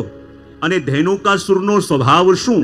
જે વનની અંદર એ ધેનુકાસુર રહેતો ત્યાં ઘણા બધા મીઠા મીઠા ફળ લાગેલા હોય. અને મીઠા મીઠા ફળ લાગેલા હોય ને જ્યારે પ્રભુ એમના સખાઓ સાથે ગાયો ચરાવવા માટે ગયા, બધા સખાઓને ભૂખ લાગી અને પ્રભુ કહે ભૂખ તો મને પણ લાગી છે, જ્યાં તાલવનમાં બહુ મીઠા મીઠા ફળ છે, થોડા તોડી લાવો ને. સખાઓ કહે પ્રભુ આ તાલવનમાં પેલો ધેનુકાસુર આવીને વસ્યો છે અને એનો સ્વભાવ એવો કે મીઠા ફળ લાગ્યા તો છે, પોતે પણ ખાતો નથી અને બીજાને પણ ખાવા દેતો. બહુ સરસ. અને જો આ તાલવનમાં રહેનારા ધેનુકાસુરનો સ્વભાવ શું? ધેનુક એટલે શું? ધેનુક એટલે ગર્ધબ. આપણે કહીએ ને ગર્ધબ. અને ગર્ધબનું બીજું નામ શું છે? વૈશાખ નંદન. એને શું કહેવાય? અને વૈશાખ નંદન કેમ કહેવાય? એ ગર્ધબનો સ્વભાવ શું હોય? જ્યારે ચોમાસું આવે અને આમ લીલું લીલું ઘાસ ઉગે ને ત્યારે કહેવાય એ ગધેડું જે હોય ને એ સાવ બીમાર જેવું થઈ જાય. અને જ્યારે વૈશાખ મહિનો આવે અને આમ બધા નદી નાલા સુકાવા લાગે, આમ લીલા લીલા છોડ ક્યાંય દેખાય નહીં, ત્યારે એ ગર્ધબ બહુ તંદુરસ્ત થઈ જાય. બોલે કેમ? લીલા લીલા ઘાસ ઉગ્યા હોય, હરિયાળી ઉગી હોય તો જોઈને પશુ તો ઉલટાનો સ્વસ્થ થવો જોઈએ, એ માંદો કેમ પડે? ત્યારે પેલા ગર્દભને ચિંતા થાય, આટલું લીલું લીલું ઘાસ ઉગ્યું છે અને બીજા બધા પ્રાણીઓ લીલું ઘાસ ખાશે તો બધા તંદુરસ્ત થઈ જશે. એ ચિંતામાં ને ચિંતામાં માંદું થઈ જાય. તો આ ગર્દભનો સ્વભાવ શું? ધેનુકાસુરનો સ્વભાવ શું? બીજાના સુખે જે દુખી થાય એ ધેનુકાસુર. જોવા જઈએ તો આજની દુનિયામાં મોટા ભાગના લોકો જે પણ દુખી છે તો પોતાના દુખે નહીં, અધિકતર બીજાના સુખે દુખી છે કે નહીં? હા કે ના તો પાડો. આપણું કામ ચાલે એટલું આપણા બધાની પાસે છે કે નહીં? હા કે ના તો પાડો. પણ તકલીફ થાય છે શું? બોલે સામેવાળા પાસે આ બધું ક્યાંથી આવી ગયું અને એની ચિંતામાં આપણે ચેનથી રહી શકતા નથી. આજે પોતાના દુઃખથી દુખી નથી, આજે આપણે બીજાના સુખથી દુખી છીએ. અને બીજાનું જોવામાં અને બીજાનું સુખ જોઈને દુખી થવાની આદત એ કેટલી? પેલી એડ નથી આવતી, ઉસકી કમીઝ મેરી કમીઝ સે સફેદ કૈસે? એમાં માણસને નિંદર ના આવે. એની પાસે કમીઝ છે તારી પાસે છે, એની વધારે સફેદ છે, એ ચિંતામાં માણસ આમ રાજી થવાનું ભૂલી જાય. અને જોવા જઈએ તો આપણી દશા પણ કાંઈક એવી છે. આજે આપણા દુઃખથી આપણે દુઃખી નથી, પણ બીજાના સુખથી આપણે દુઃખી છીએ. જો આપણે જીવનમાં જે આનંદ થાય એવી બધી વસ્તુ આપણી પાસે છે, પણ આપણને લાગે સામેવાળા પાસે આ ક્યાં નથી. પેલો વ્યક્તિએ બહુ તપસ્યા કરી અને પ્રભુ પ્રસન્ન થયા અને માંગવાનું કહ્યું કે જે જોઈએ તે માંગ. ત્યારે બાજુમાં રહેલા કોઈ દૂતે પ્રભુને ચેતવ્યા, પ્રભુ આ વરદાન આપે એને આપ્યું છે તો ખરા કે જે જોઈએ તે માંગી લે, હું આપીશ, પણ પ્રભુ આ અમદાવાદ વાળો છે તો જરાક વિચારીને પ્રભુ આ વરદાન આપજો. પ્રભુ કે વાંધો નહીં, હું પણ ગુજરાતમાં આવેલો છું એટલે ગુજરાતી અને હું પણ જાણું છું. પ્રભુ કે જો હું તને જે જોઈએ તે આપું, પણ મારી શરત એક. પ્રભુ પેલો કે શું? બોલે જે તું માંગે તને બધું મળશે, ખાલી સામેવાળાને તું જે માંગે એના કરતા ડબલ મળશે. 25 વર્ષ વીતી ગયા, પેલો માંગી ન શક્યો. બોલે એક બંગલો માંગો ને સામે બે આવે, એક ગાડી માંગો ને સામે બે આવે, તો પછી મજા શું આવે? મજા તો ત્યારે આવે કે જ્યારે મારી પાસે કંઈક હોય અને આજુબાજુ વાળા પાસે કંઈ ના હોય તો બતાવવાની મજા આવે. હું મારી ગાડી લઈને નીકળું ને ત્યાં કોઈની પાસે ન હોય તો લાગે. આ જ્યાં હું એક ગાડી લઈને નીકળું સામે બે પાર્ક કરેલી હોય તો શું મજા આવે? એક બંગલો માંગુ સામે બે હોય તો શું મજા આવે? 25 વર્ષ વીતી ગયા, કંઈ માંગી ન શક્યો. અને પછી એને કંઈક યાદ આવ્યું અને આવીને કહે કે પ્રભુ મારે એક વસ્તુ માંગવી છે. બોલે શું? એવી કૃપા કરો કે મારી એક આંખ ચાલી જાય. આની એક ગઈ, સામેવાળાની બે ગઈ. હવે એને મજા પડી. એ કહે કે એવું કરો પ્રભુ કે હવે અહીંયા ઘરની બહાર એક ખાડો થઈ જાય. અને એને એક ખાડો માંગ્યો, પેલાને બે ખાડા થાય. લો જેવો નીકળે ખાડામાં પડે, જેવો નીકળે ખાડામાં પડે. અને આને બહુ મજા આવે. અને મજા આવતી હતી ત્યાં એકવાર જે બીજી બચેલી આંખ હતી અચાનક ખિલ્લી વાગી અને એ આંખે ગઈ. એ કહે પ્રભુ મારી બીજી આંખે ગઈ, હવે આંખો આપો. પ્રભુ કે એ સંભવ નથી, તને બે આપું તો એને 4 આપવી પડે. હવે આમ જ બેઠો રહે. પ્રભુ કહે તને અવસર મળ્યો, તારે જે જોઈતું હતું, તારે જે પામવું હતું એ પામી શકતો હતો, પણ બીજા વાળા પાસે ન આવી જાય, બીજા સુખી ન થઈ જાય, બીજાની પાસે બધું ન આવી જાય, એની ચિંતામાં ને ચિંતામાં આપણે દુઃખી હોઈએ છીએ અને બીજાનું સુખ જોઈ ન શકે. અને ઘણીવાર આપણને લાગે કે જ્યાં કોઈ લેવા દેવા ન હોય ને ત્યાં આપણે ટેન્શન લઈને માથે પડતા હોઈએ. એક ભાઈ મને કહેવા, ફલાણા ઉદ્યોગપતિ આટલો એના લગ્નમાં ખર્ચ. મેં કોઈ તારા પાસે લોન લીધી છે ભાઈ? તારે કાંઈ લેવા દેવા છે? તું એનું ફાઇનાન્સ એડવાઇઝર છું? બોલે ના. તારે કઈ લેવા દેવા છે? તારે કઈ ભરવાના આવશે લોન? બોલે ના. તો તારી ચિંતા કર, બીજા ગામની ચિંતા કેમ કરે છે? આ અડધા લોકો જીવનમાં ગામની ટેન્શનમાં બીમાર પડેલા હોય છે. પોતે પોતાને સાચવી શકતા નથી અને ગામનું મેનેજ કરવામાં પડ્યા હોય છે. અને ગામનું મેનેજ કરવામાં પડ્યા હોય છે અને એમાં દુઃખી હોય છે. કઈ ઠેકાણા પડતા નથી હોતા. અને એટલા માટે કહ્યું કે આ તાલવન એટલે શું? કે જેમાં ધેનુકાસુર રહે છે. અને ધેનુકાસુરનો સ્વભાવ શું? કે પોતે સુખી ન રહેવું અને બીજાને પણ સુખી રહેવા દેવા. હા, બધા લોકો આનંદ કરતા હોય અને બીજાના આનંદમાં વિક્ષેપ પાડે એ ધેનુકાસુર. અને આ ધેનુકાસુર રહેતો હતો અને ભગવાને દાઉજીના મદદથી એ ધેનુકાસુરને ત્યાંથી હટાયો. કારણ કે આ તાલવન છે. તાલ કોને કહેવાય? જ્યાં બે તાળી પડે એનાથી બી તાલ આવે ને. તાલ કે જ્યાં પ્રભુ સાથે જીવનો તાલ મળે એ પણ તાલવન છે. અને એક અને એક મળે ત્યારે તાલ થાય. કોઈ ચિંતા કે બહુ સુંદર કહ્યું છે કે એક અને એક મળીને બે થાય એ ગણિત. એક અને એક મળીને બે થાય એ ગણિત. એક અને એક મળીને 11 થાય એ સંગઠન. એક અને એક મળીને બે થાય એ ગણિત. એક અને એક મળીને 11 થાય એ સંગઠન. એક અને એક મળીને એક થાય એ પ્રેમ. એક અને એક મળીને એક થાય એ પ્રેમ, અને એક મળીને શૂન્ય થાય એ આધ્યાત્મ. એક અને એક મળીને શૂન્ય થાય એ આધ્યાત્મ. એક અને એકને મળવા ન દેવા એ કૂટનીતિ, અને એકને એકની સામો ઊભા કરી દેવા એ રાજનીતિ. બધામાં એક ને એક છે. ફરી એકવાર આવર્તન કરી દો તો એક અને એક મળીને બે થાય એ ગણિત. એક અને એક મળીને બે થાય એ ગણિત. એક અને એક મળીને 11 થયા એ સંગઠન. એક અને એક મળીને એક થયા એ પ્રેમ. એક અને એક મળીને શૂન્ય થયા એ આધ્યાત્મ. અને કહેવાય ને કે એક અને એકને મળવા ન દેવા એ કૂટનીતિ, અને એકની સામે એકને ઊભો કરી દેવો એ રાજનીતિ. બધામાં એક અને એક છે, અને એક અને એક તો છે, અને એટલા માટે એક અને એક મળે ત્યારે તાલ થાય. અને એટલા માટે તો પ્રેમ કોને કહેવાય કે એક એકથી મળીને એક થઈ જાય. જ્યારે એક વિચાર, એક ધોરણ, એક આત્મા થાય એ તો પ્રેમ છે. અને એકને મળીને એક પોતાને ખોઈ બેસે, બંને પોતાને ખોઈ બેસે એ આધ્યાત્મ કહેવાય ને. અને એટલા માટે આ તાલવનની અંદર જ્યારે આપણે આવ્યા અને એમાં પ્રભુની એક સુંદર લીલાનું દર્શન થાય છે કે જ્યારે એકવાર સ્વામીજી બિરાજતા હતા અને પ્રભુ ત્યાં પધાર્યા, અને પ્રભુએ પધારીને અને સ્વામીજીને કહ્યું કે શું થયું. અને સ્વામીજી કોઈક માન કરીને બિરાજમાન થયા, અને પ્રભુની સાથે વાતો કરતા કરતા સ્વામીજીએ માન કર્યું. અને જ્યાં રૂઠ્યા, ઠાકોરજી વારે વારે મનાવવાનો પ્રયત્ન કરે, અરે માની જાઓ, અરે માની જાઓ. અને જ્યારે સ્વામીજી માન છોડતા નથી, માન દૂર કરતા નથી, તો પ્રભુએ યુક્તિ કરી અને ત્યાંથી અંતર ધ્યાન થયા. અને જ્યારે અંતર ધ્યાન થયા ત્યારે સ્વામીજી બધે ગોતવા લાગ્યા કે મારા પ્રભુ ક્યાં ગયા, મારા પ્રભુ ક્યાં ગયા. અને ક્યાંય પ્રભુ દેખાતા નથી. તો એ જ વખતે ચંદ્રાવલીજી, લલિતાજીની દૃષ્ટિ શું પડી કે આસપાસ સુંદર સરોવર હતો, અને સરોવરમાં બધા નીલા નીલા રંગના કમળ ખીલેલા હતા, જેવા અહીંયા ખીલેલા છે. આ નીલા રંગના કમળ જેમ ત્યાં ખીલેલા હતા, અહીંયા ખીલેલા છે ને આજે બધા નીલા રંગના કમળ. તો આ નીલા રંગના કમળો ત્યાં સરોવરમાં ખીલેલા હતા. અને ઠાકોરજી શું કર્યું, ભ્રમરનું સ્વરૂપ ધારણ કર્યું, અને ભ્રમરનું સ્વરૂપ ધારણ કરી એ નીલા રંગના કમળની ઉપર જઈને સંતાઈ ગયા. હવે સ્વામીજી પ્રભુને ગોતા ગોતતા સરોવરમાં પધાર્યા, અને જ્યાં સરોવરની પાસે આવીને ઊભા છે અને ગોતવાનો પ્રયત્ન કરે છે કે મારા પ્રભુ ક્યાં છે, મારા પ્રભુ ક્યાં છે, પણ પ્રભુ ક્યાંય દેખાતા નથી. અને જ્યાં પ્રભુ ક્યાંય દેખાતા નથી, અને ત્યાં ચંદ્રાવલીજી અને લલિતાજીની દ્રષ્ટિ પડી ગઈ કે પ્રભુ તો આ સરોવરમાં જે નીલા રંગનું કમળ છે એ કમળની ઉપર ભ્રમર બનીને સંતાયા છે, પણ જલ્દી દેખાતા નથી. હવે જ્યાં સ્વામીજીને કહેવા ગયા, ઠાકોરજીએ બંનેને ના પાડી દીધી.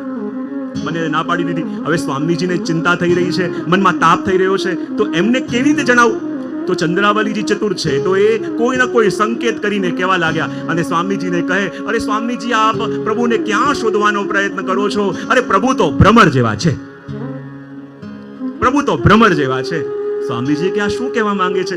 વારે વારે આમ આંખો કરે અને બતાવે કે જો પ્રભુ ભ્રમર બનીને સંતાયા છે, પણ સ્પષ્ટ કહી શકતા નથી. એટલે વારે વારે કહે, અરે સ્વામીજી, આ પ્રભુ તો ભ્રમર જેવા છે, પ્રભુ તો ભ્રમર જેવા છે. અને લલિતાજી કહે કે ભ્રમર હોય તો કમળ ઉપર બેઠે, ભ્રમર હોય તો કમળ ઉપર બેસે, અને કમળ ઉપર બેસે. અને જ્યાં આમ સંકેતો આપે છે ને ત્યાં સ્વામીજીએ ફરીને જોયું તે નીલા રંગના કમળની ઉપર બિરાજેલા ભ્રમર સ્વરૂપે પ્રભુના દર્શન કર્યા. અને જ્યાં પ્રભુના દર્શન કર્યા, સ્વામીજી પ્રસન્ન થયા, એમનું માન દૂર થયું, અને ઠાકોરજી અને સ્વામીજી બંનેનું અહીંયા મિલન થયું.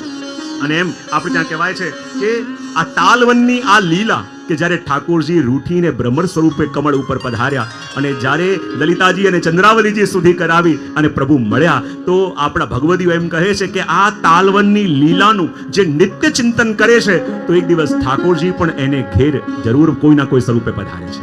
એવું આ તાલવનની લીલાનું મહત્વ છે, એનો એવો પ્રભાવ છે. એ વાત આપણે અહીં જાણી. અને તાલવનની બીજી પણ અનેક લીલાઓનું ચિંતન આપણે ત્યાં કરવામાં આવે છે. અને કહે છે કે આ તાલવનની અનેક લીલાઓ અહીંયા કરી, પણ આ તાલવનમાં કોઈ ભગવત સ્વરૂપ બિરાજતું ન હોવાને કારણે કહેવાય કે અહીંયા શ્રી મહાપ્રભુજી ભાગવતજીનું પારાયણ અહીંયા ન કરતા ત્યાંથી આગળ કુમુદવન તરફ શ્રી મહાપ્રભુજી પધાર્યા. અને આપણી યાત્રા હવે તાલવનથી કુમુદવન તરફ જઈ રહી છે. અને બધા જ વૈષ્ણવ ભાવથી અને પ્રેમથી ગાઈ રહ્યા છે અને કહી રહ્યા છે. શું કહી રહ્યા છે? જય શ્રી કૃષ્ણ શરણમ મમ, શ્રી કૃષ્ણ શરણમ મમ, જય શ્રી કૃષ્ણ શરણમ. કદંબ કેરી ડાળો બોલે, શ્રી કૃષ્ણ શરણમ મમ, યમુના કેરી પાળો બોલે. એક સાથે બતાવો અવાજ, યાત્રાઓ ચાલી રહ્યા છે.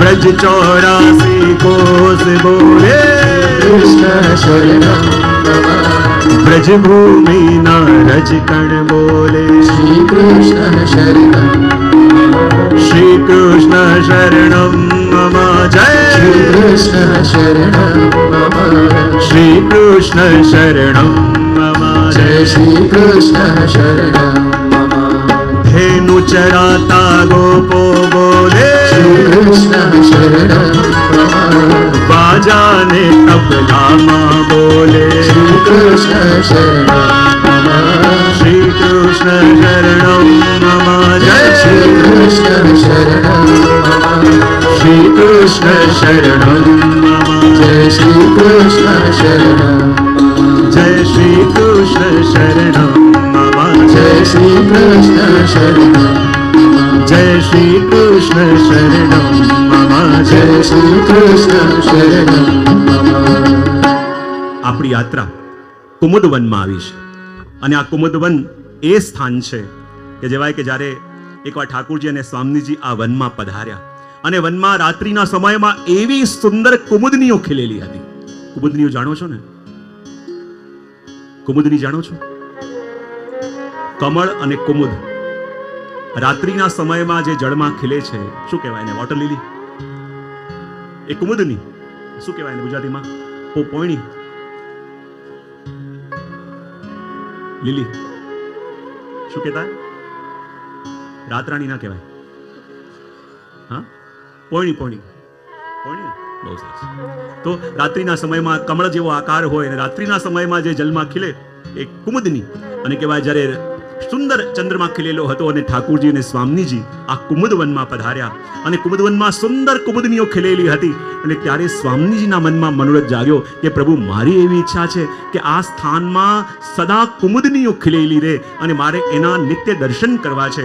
એમ વિચાર જ્યારે સ્વામીજીના મનમાં મનોરથ જાગ્યો અને ત્યાં રહેલી બે સખીઓ, એકનું નામ હતું કુમુદા અને એકનું નામ કુમુદની, એ બંનેને ઠાકોરજી બોલાવ્યા અને ઠાકોરજી આવીને કહ્યું કે જો અહીંયા એવા સુંદર કુંડની રચના કરો કે જેમાં 12 મહિના સુંદર કુમુદનીઓ ખીલેલી રહે કે જ્યારે જ્યારે પણ સ્વામીજીને એ કુમુદનીઓના દર્શન કરવા હોય તો અહીંયા પધારી શકે.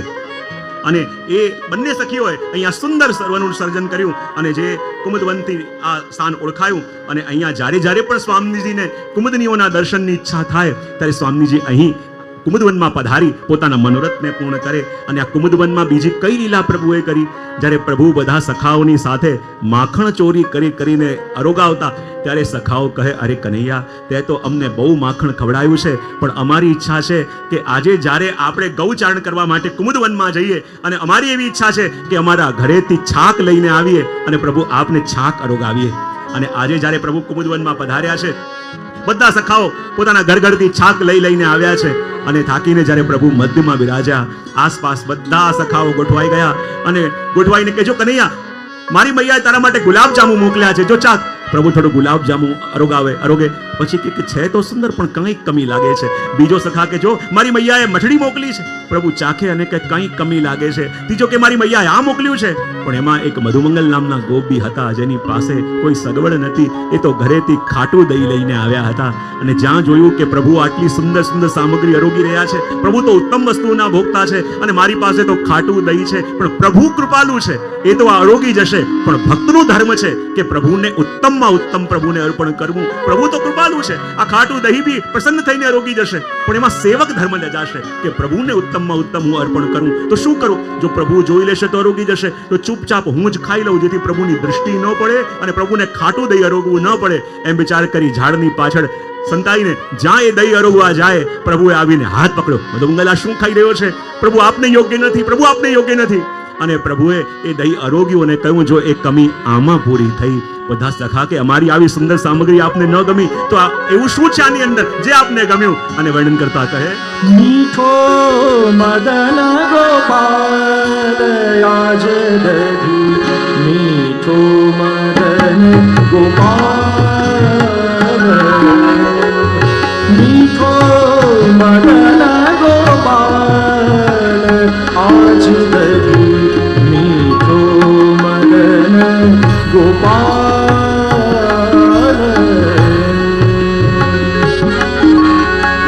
ભાવત મોહી તિહારો ઝૂઠો,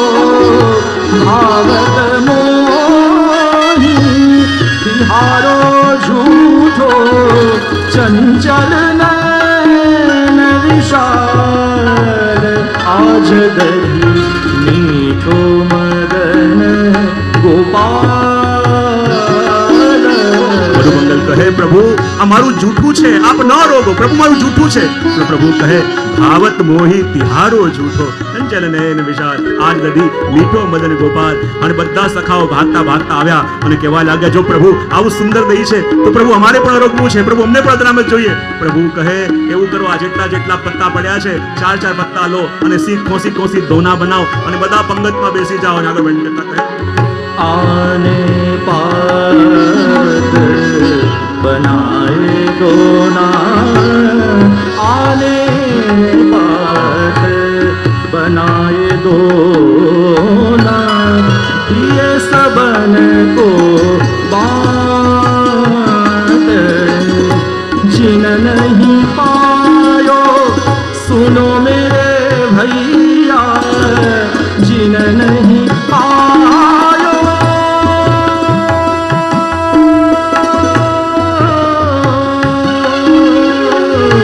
जिन नहीं पायो सुनो मेरे भैया मेरी हथेली चाट आज दही मीठो मदन गोपाल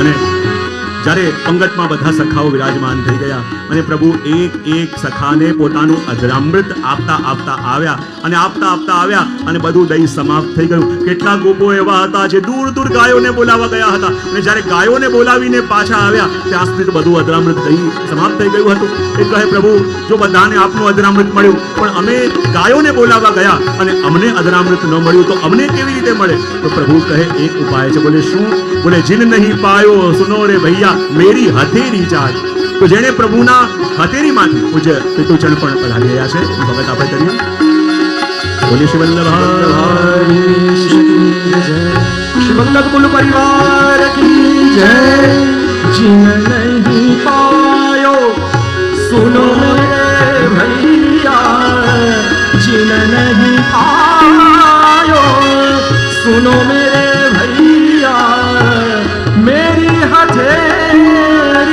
चाट आज दही मीठो मदन પૂજ્ય પિતૃચરણ गोपाल વિરાજમાન ભાગ્યશાળી આપણા મધ્યમાં ઉપસ્થિત છે અને વિચાર કરો કે જે સખા ગાયોને બોલાવવા ગયા હતા અજરામૃત ન મળ્યું અને પ્રભુ કહ્યું જેને અજરામૃત નથી મળ્યું મારી હથેળીથી ચાટીને અરોગો તો એ કેવા ભાગ્ય એમના હશે કે જેણે પ્રભુનું અજરામૃત પ્રભુની હથેળીથી ચાટીને ગ્રહણ કર્યું હશે અને એ વખતે બ્રહ્માજી પણ દર્શન કરે પ્રભુ બાલકવત લીલા કરી રહ્યા છે પણ શું દર્શન થઈ રહ્યા છે बहुत दिन हम बसे कुमुदवन बहुत दिन हम बसे कुमुदवन कृष्ण तिहारे साथ ऐसो स्वाद हम कबहु न चाख्यो ऐसो स्वाद हम कबहु न चाख्यो सुन गोकुला सुन गोकुला के नाथ आज दही मीठो मदन गोपाल आपुन हसत हसावत ग्वालिन आपुन हसत हसावत ग्वालिन मानुष लीला रूप परमानंद प्रभु हम सब जानत परमानंद प्रभु हम सब जानत तुम त्रिभुवन के भूप आज दही मीठो मदन गोपाल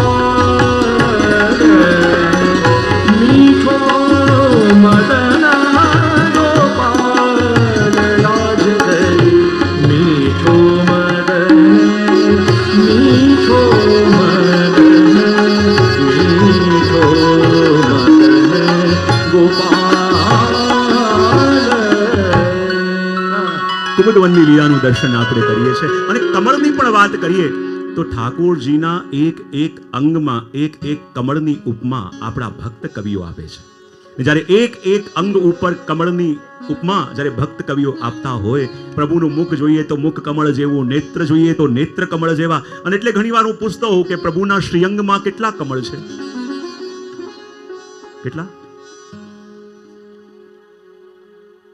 કેટલી શાંતિ છવાઈ જાય પ્રશ્ન પૂછો એટલે.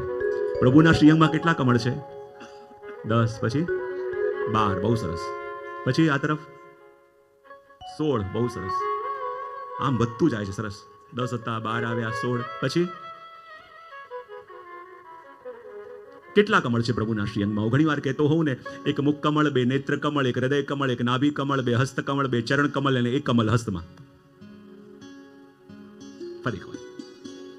એક મુખ કમળ, 2 નેત્ર કમળ, 1 હૃદય કમળ, 1 નાભી કમળ, 2 હસ્ત કમળ, 2 ચરણ કમળ અને 1 કમળ હસ્તમાં. કેટલા કમળ થયા?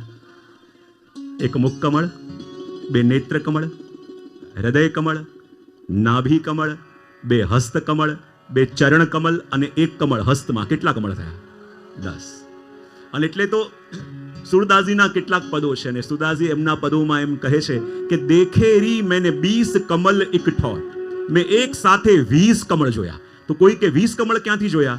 તો સુરદાસજી કે હું વૃંદાવનમાં જતો હતો અને જોયું એક જગ્યાએ ઠાકોરજી વિરાજે છે અને બરાબર એમની સાથે શ્રી રાધાજી પણ વિરાજી રહ્યા છે. તો કહું કેટલા કમળ થયા? 10 કમળ ઠાકોરજીના અને 10 કમળ શ્રી સ્વામિનીજીના, મળીને કેટલા કમળ થયા? 20 કમળ. અને આગળ એક પદમાં સુરદાસજી કહે દેખે રી મેને 40 કમલ એક ઠોર, મેં એક સાથે 40 કમળ જોયા. તો બોલે 40 કમળ ક્યાં જોયા? તો કહે હું ચાલતો ચાલતો જતો હતો અને સુરદાસજી કહે જોયું કે એક જગ્યાએ ઠાકોરજી અને સ્વામીજી વિરાજેલા છે અને બરાબર એમની સામે દર્પણ મૂકેલું છે. કેટલા થયા? 20 કમળ અહીંયા અને 20 કમળ દર્પણમાં, મળીને કેટલા કમળ થયા? 40. આગળ સુરદાસજી અહીંયા સુધી કહે છે કે દેખેરી મેને 60 કમલ એક ઠોર, મેં એક સાથે 60 કમલ જોયા. તો બોલે 60 કમલ ક્યાં જોયા? સુરદાસજી કે હું ચાલતો ચાલતો જતો હતો અને મેં જોયું કે એક જગ્યાએ ઠાકોરજી અને શ્રી રાધાજી વિરાજે છે, સામે દર્પણ છે અને બરાબર અડીને શ્રી યમુનાજી વહી રહ્યા છે. કેટલા કમળ થયા? 20 અહીંયા, 20 દર્પણમાં અને 20 શ્રી યમુનાજીમાં, મળીને 60 કમલ એક ઠોર. અને કુંતાજી પણ જ્યારે પ્રભુની સ્તુતિ કરે ત્યારે કહે ને નમઃ પંકજ નેત્રાય નમસ્તે પંકજાંગ્રે. જ્યારે કુંતાજી પણ પ્રભુની સ્તુતિ કરતા કહે છે ને કે નમઃ પંકજ નાભાય નમઃ પંકજ માલિને નમઃ પંકજ નેત્રાય નમસ્તે પંકજાંગ્રે, કે કેવા પ્રભુને વંદન કરું છું કે જે પ્રભુની નાભી કમળ સમાન. શ્રી મહાપ્રભુજી સુબોધનીજીમાં કહે છે કે જ્યારે કુંતાજી પ્રભુની સ્તુતિ કરે, પ્રભુ કહે આપ તો મારા ફોઈ છો, તો પછી મારી સ્તુતિ કેમ કરો છો? ત્યારે કુંતાજી કહે પ્રભુ હું આપની ફોઈ કેવી રીતે હોઈ શકું, કારણ કે આપની નાભી કમળ સમાન. પ્રભુ કે નાભી કમળ સમાન હોવાથી શું થાય? ત્યારે મહાપ્રભુજી સુબોધનીજીમાં કહે કે અહીંયા કુંતાજી કહી રહ્યા છે કે પ્રભુ આપની નાભી કમળ સમાન, એટલે આ જ નાભીમાંથી કમળ પ્રગટ્યું અને કમળમાંથી બ્રહ્માજી પ્રગટ્યા. બ્રહ્માજીએ સૃષ્ટિનું સર્જન કર્યું, તો જે બ્રહ્માજીના પણ પિતા હોય એ મારા ભત્રીજા કઈ રીતે હોઈ શકે? નમઃ પંકજ માલિને, પ્રભુ આપના કંઠમાં કમળની માળા છે. તો પ્રભુ કે કમળની માળા હોવાથી શું થાય? ત્યારે કહે કે કમળની માળા આપના કંઠમાં છે, પણ ક્યાંથી આવી અમે જાણીએ છીએ. બોલે ક્યાંથી? શ્રીરાજમાં વધાર્યા છે. કમળની માળા ક્યાંથી આવી એ અમે જાણીએ છીએ. બોલે ક્યાંથી? તો કહેવાય કે જ્યારે સમુદ્ર મંથન થયું અને સમુદ્ર મંથનમાંથી લક્ષ્મીજી પ્રગટ્યા અને લક્ષ્મીજીએ પ્રભુ એ કમળની માળા આપના કંઠમાં પહેરાવી, અને જે લક્ષ્મીના પણ પતિ હોય એ મારા ભત્રીજા કેમ કરીને હોઈ શકે? અને કહ્યું પ્રભુ આપના નેત્રો પણ કમળ સમાન, જેની ઉપર દૃષ્ટિ કરો એના બધા તાપોને હરી લો છો. પ્રભુ આપના ચરણ પણ કમળ સમાન, સંસારના તાપથી તપેલો જીવ જ્યારે આપના ચરણોમાં આવીને વિશ્રામ પામે ત્યારે જ શાંતિ મળે, ત્યારે જ શીતળતા મળે, ત્યારે જ એ આહ્લાદનો અનુભવ એને થાય કે સંસારના તાપથી તપેલો જીવ જ્યારે આપણા ચરણોનો આશ્રય કરે છે. અને એ લીલા આ કુમુદવનની છે. અને કુમુદવનની બીજી પણ લીલાનું વર્ણન આપણા ભક્ત કવિઓ કરે છે અને કહે છે કે એકવાર સ્વામીજીના મનમાં વિચાર આવ્યો. આ કુમુદવનની લીલા છે જે સ્થાનમાં આપણે છે. સ્વામીજીના મનમાં વિચાર આવ્યો અને આવીને કોઈ સખીને પૂછ્યું કે જુઓ, હું તો પ્રભુની પાસે હંમેશા રહું છું, તો પણ મને પટરાણી ન કહેતા શ્રી યમુનાજીને બધા પટરાણી કેમ કહે છે? યમુનાજી માટે પટરાણી શબ્દનો ઉપયોગ કેમ કરે છે? એમ સ્વામીજી જ્યારે પ્રભુને પૂછ્યું ત્યારે કોઈ ગોપીએ એમ કહ્યું સ્વામીજીને, જો સ્વામીજી આપ તો પ્રભુથી વારે વારે રૂઠી જાઓ છો, અને વારે વારે રૂઠી જાઓ છો અને પ્રભુએ આપને મનાવવા પડે છે અને મનાવવા માટે થઈને પરિશ્રમ લેવો પડે છે. પણ યમુનાજી એક એવા છે જે ઠાકોરજીથી ક્યારે પણ રૂઠતા નથી અને માટે લોકો એને પટરાની કહે છે. અને યમુનાજીનો તો સ્વભાવ એવો આપણે જાણીએ છીએ કે યમુનાજી રૂઠે પણ કેવી રીતે, કારણ કે એમને રૂઠતા પણ આવડતું જ નથી. પ્રસંગ આવે છે ને, એકવાર ગોપીજનોએ વિચાર કર્યો અને મનમાં મનોરથ જાગ્યો અને ગોપીઓ આવી શ્રી યમુનાજી પાસે અને યમુનાજી પાસે આવીને વિનંતી કરી કે હે યમુનાજી, આપ તો આપના બધા જ જીવોના મનોરથ પૂરા કરો છો, તો આજે અમે પણ અમારા મનમાં એક મનોરથ લઈને આવ્યા છીએ. બોલે શું? બોલે મનોરથ એ છે કે જો સ્વામીજી જ્યારે રૂઠી જાય ત્યારે ઠાકોરજી કેવી રીતે એમના ચરણોમાં બેસીને એમને મનાવે છે અને એમને મનાવવા માટે સુંદર વેણુનાદ કરે, એમને મનાવવા માટે એવી મધુર મધુર વાતો કરે, પણ આપ તો પ્રભુથી ક્યારે રૂઠતા નથી. તો યમુનાજી, અમારી એવી ઈચ્છા છે કે જેવી રીતે રાધાજી રૂઠે અને પ્રભુ એમને મનાવે, તો અમારો એવો મનોરથ છે કે યમુનાજી આપ એકવાર પ્રભુથી રૂઠો અને પ્રભુ આપને કેવી રીતે મનાવે, અમારે એ જોવું છે. યમુનાજી કે તમારી વાત તો સાચી, તમારી વાત તો હું ટાળી ન શકું, તમારા મનોરથને તો હું પૂરા કરું, પણ તકલીફ એ છે કે મને રૂઠતા આવડતું નથી. હવે રૂઠવું કેવી રીતે એ મને ખબર નથી, તો પછી મારે મનાવવા કેવી રીતે, મારે કેવી રીતે એમને સમજાવવા અને કેવી રીતે મનાવવા એ ખ્યાલ નથી, તો રૂઠવું કેવી રીતે, બધી ગોપીઓ એમને સમજાવવા લાગી કે જો યમુનાજી, જો રૂઠવું હોય તો શું કરવાનું, જો પ્રભુ આવે અને પ્રભુ આવીને મીઠી મીઠી વાતો કરે તો સાંભળવાની બહુ સારી. જ્યારે ઠાકોરજી અંદર પધારે તો ઊભા થઈને સ્વાગત કરવાનું. બોલો તો ખરા, યમુનાજીને હેલ્પ મળે. પછી કહે કે જ્યારે ઠાકોરજી અંદર આવી જાય ત્યારે પ્રભુની તરફ જોવાનું નહીં. અને યમુનાજી એક એક વસ્તુ નોટ કરી રહ્યા છે, કારણ કે રૂઠતા આવડતું નથી અને બધી સખીઓ એમને શીખવાડી રહી છે કે ઠાકોરજી આવે તો એનાથી રીસાવાનું કેવી રીતે, અને તમારે પણ હેલ્પ કરવી હોય તો કરી શકો છો યમુનાજીને. બીજું શું કરવાનું, જરા ભાવથી બોલો તો ખરા મોટેથી. હા, શું કરવાનું? સંભળાય એવી રીતે, કેવી રીતે? બોલવાનું નહીં, ઠાકોરજી આવે તો જોવાનું નહીં. પછી શું કરવાનું? જરા મોટેથી બોલો, સંભળાય. યમુનાજીને પણ થોડી સલાહ મળે. યમુનાજીને પણ લાગે ને કે અમદાવાદ વાળા જેવી સલાહ બીજું કોણ આપે. રૂઠવું હોય તો બીજું શું કરવાનું? હા, શું? જરા મોટેથી. હા, રિસાઈ જવું એટલે શું? શું કરવાનું? ઊંધા ફરી જવાનું. બહુ સરસ. પછી એક તો ઊંધા ફરી જવાનું, પછી હા, બહુ સરસ. પછી શું કરવાનું? એક તો એક્સપર્ટ એડવાઇસ આપણને મળી, ઊંધા ફરી જવાનો. હવે વ્રજભક્તો છે, એમની પાસે આવા સારા સારા ઉપાયો ન હોય કદાચ, તો એ વ્રજભક્તો યમુનાજીને કહે કે જેવા ઠાકોરજી પધારે તો ઊભા થઈને સ્વાગત કરવા નહીં જવાનું, અને પ્રભુ આવે તો દ્રષ્ટિ નીચે કરી લેવાની, સામે આવીને ઊભો રહે તો ઘૂંઘટો ઓઢી લેવાનો, મીઠી મીઠી વાતો કરે તો સાંભળવાનું નહીં. અને બીજું કંઈ એમાં એડ કરવા જેવું લાગે? હા, હજી કંઈક મનોરથી પરિવારમાંથી કોઈ? તો જ્યારે આ બધા ઉપાયો બતાવ્યા અને ઉપાયો બતાવ્યા, યમુનાજી યાદ રાખી લીધા. અને ત્યાં જ એક સખી આવીને કહે, અરે પ્રભુ પધારી રહ્યા છે. અને જ્યાં પ્રભુ પધારી રહ્યા છે ખબર પડી અને બધી સખીઓ અંદર સંતાઈ ગઈ. અને યમુનાજીને કહે, જો પ્રભુ પધારી રહ્યા છે, ઊભા થતા નહીં, પ્રભુથી બોલતા નહીં. પણ યમુનાજી કે હા, બધું યાદ થઈ ગયું છે. પણ જેવા ઠાકોરજી અંદર પધાર્યા, યમુનાજી ઊભા થયા, ભાગતા ભાગતા ગયા અને ઠાકોરજીને એમના હૃદયથી લગાવી લીધા. બધી સખીઓએ માથું પકડી લીધું કે 1 કલાક સમજાવ્યા. બીજો દિવસ થયો. બીજા દિવસે પણ બધા યમુનાજીને કહ્યું કે જો યમુનાજી આજે ઠાકોરજી પધારે તો ઊભા થતા નહીં, યમુનાજી પ્રભુ પધારે જોતા નહીં, પ્રભુ પધારે એમની વાતો સાંભળતા નહીં. બીજે દિવસે પણ આટલું સમજાયું, પણ જ્યાં પ્રભુ પધાર્યા યમુનાજી ભાગતા ભાગતા ગયા, પ્રભુને હૃદયથી લગાવી લીધા. 3 દિવસ સુધી એમને એમ થતું રહ્યું. પણ જ્યાં ચોથા દિવસે બધા યમુનાજીને કહ્યું કે આટલું આટલું આપને સમજાયું તો આપ માન કેમ કરતા નથી? યમુનાજી કહે, તમે મને સમજાવી તો રહ્યા છો, પણ જો તમે એમ ચાહતા હો કે મારા પ્રભુ પધારે અને હું ઊભી થઈને ન જાઉં, તેવું કરો, મારા હાથમાં અને પગમાં લોઢાની બેડીઓ બાંધી દો, કારણ કે મારા પ્રભુ પધારે અને હું ઊભી થઈને ન જાઉં એ સંભવ નથી. તમે એમ ચાહતા હો કે પ્રભુ પધારે અને હું ઉપર કરીને ન જોઉં, તો મારા ખોળામાં એ જ પ્રભુનું ચિત્ર પધરાવી દો. જો મારી દ્રષ્ટિ એમની ઉપર હશે તો ઉપર નહીં જાય. અને જો તમે એમ ચાહતા હો કે મારા પ્રભુ કંઈક બોલે અને હું ઉત્તર ન આપું, તો મારા કાનમાં સીસું રેડી દો, બાકી મારા પ્રભુ કંઈ કહે અને હું ન સાંભળું એ બની જ ન શકે.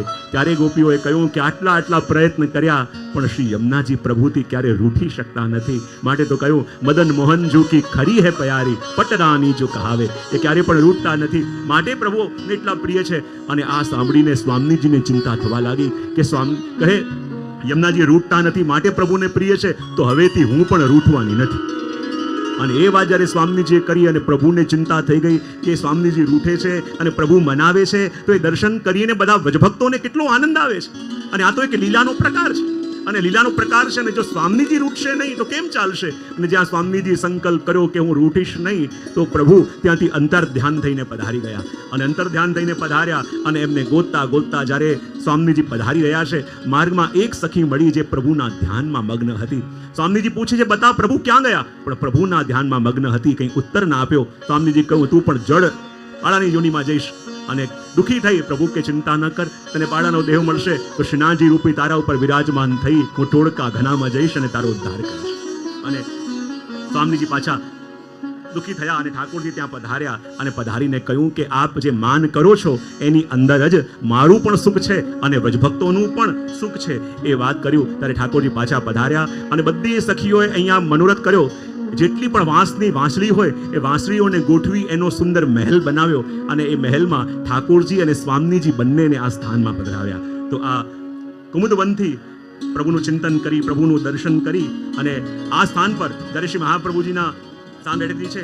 અને એ બેઠકજીમાં એમ કહેવાય કે બધા વ્રજભક્તોએ જે તે પ્રભુના મહાપ્રભુજીની સાથે વૈષ્ણવ હતા ને, એ વૈષ્ણવે મહાપ્રભુજીને વિનંતી કરી કે કૃપા કરી અમને પણ આ સ્થાનમાં એ કુમુદવનની લીલાના દર્શન કરવા છે. અને કુમુદવનની લીલાના દર્શન કરવા છે એમ કહ્યું ત્યારે બેઠક ચરિત્રની અંદર એવું વર્ણન મળે છે કે શ્રી મહાપ્રભુજી ગીતાના એ શ્લોકનો ઉચ્ચાર કરે છે, દિવ્યમ દદામી તે ચક્ષુઃ. એમ કહી દિવ્ય દૃષ્ટિ મહાપ્રભુજી એ વૈષ્ણવને આપી. જે મેં વાત કરીને દૃષ્ટિની, અને એમાં દિવ્ય દૃષ્ટિ 2 ઘડી સુધી શ્રી મહાપ્રભુજી એ વૈષ્ણવને પ્રદાન કરી અને એ સ્થાનમાં થયેલી લીલાના પ્રગટ દર્શન ત્યાં રહેલા બધા જ વૈષ્ણવોએ કર્યા. એ વાત અહીંયા કરી અને ત્યાંથી આપણી યાત્રા આગળ નીકળી રહી છે શાંતન કુંડ તરફ. પણ માર્ગમાં એક સ્થાન આવ્યું જેનું નામ છે ગિરિધરપુર. કયું નામ છે? જરા ભાવથી બોલો તો ખરા. અને કહેવાય ગિરિધરપુર એ સ્થાન છે કે અહીંયા ઠાકોરજી જ્યારે ગાયો ચરાવવા માટે પધારતા તો અહીંયા દુર્ગા દેવીનું એક મંદિર હતું અને એનું બધાએ પૂજન કર્યું. અને ગોપીઓને વિનંતી કરી કે એવી કૃપા કરો કે અમને પ્રભુ મળે.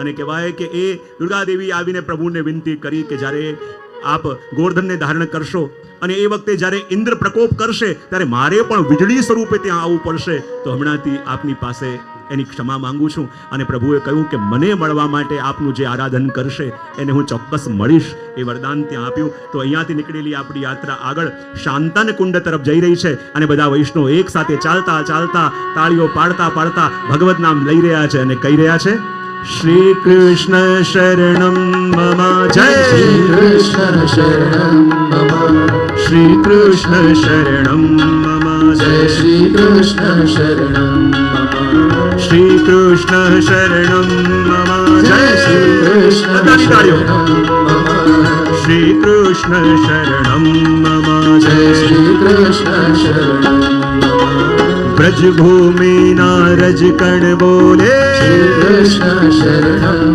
મમ, रास रमन्ती गोपी बोले શ્રી કૃષ્ણ શરણમ મમ, धेनु चराता गोपो बोले શ્રી કૃષ્ણ શરણમ મમ, वाजा ने तबलामा बोले શ્રી કૃષ્ણ શરણમ મમ, श्री कृष्ण शरणम मम जय श्री કૃષ્ણ શરણમ મમ, श्री कृष्ण शरणम मम જય जय શ્રી કૃષ્ણ આ સાઈડના લોકો. શરણમ મમ, श्री कृष्ण शरणम मम जय. હવે આ સાઈડ. श्री कृष्ण शरणम मम जय.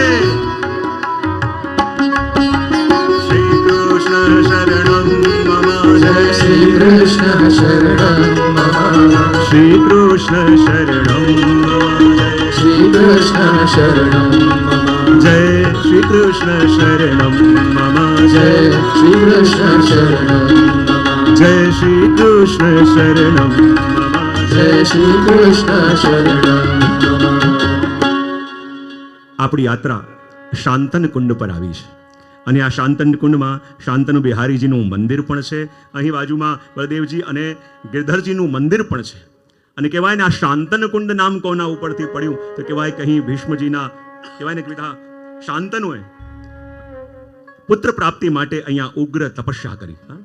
અને જ્યારે ઉગ્ર તપસ્યા કરી અને એના ફળ સ્વરૂપ અહીં પ્રભુએ એમને વરદાન આપ્યું કે તમને પુત્ર થશે. અને એના ફળ સ્વરૂપે ગંગાજી દ્વારા ભીષ્મ પિતામહ ની પ્રાપ્તિ થઈ. અને કહેવાય કે આ શાંતનુ રાજા પાસે એવી શક્તિ હતી કે એ જેનો પણ સ્પર્શ કરે એને પરમ શાંતિનો અનુભવ થાય.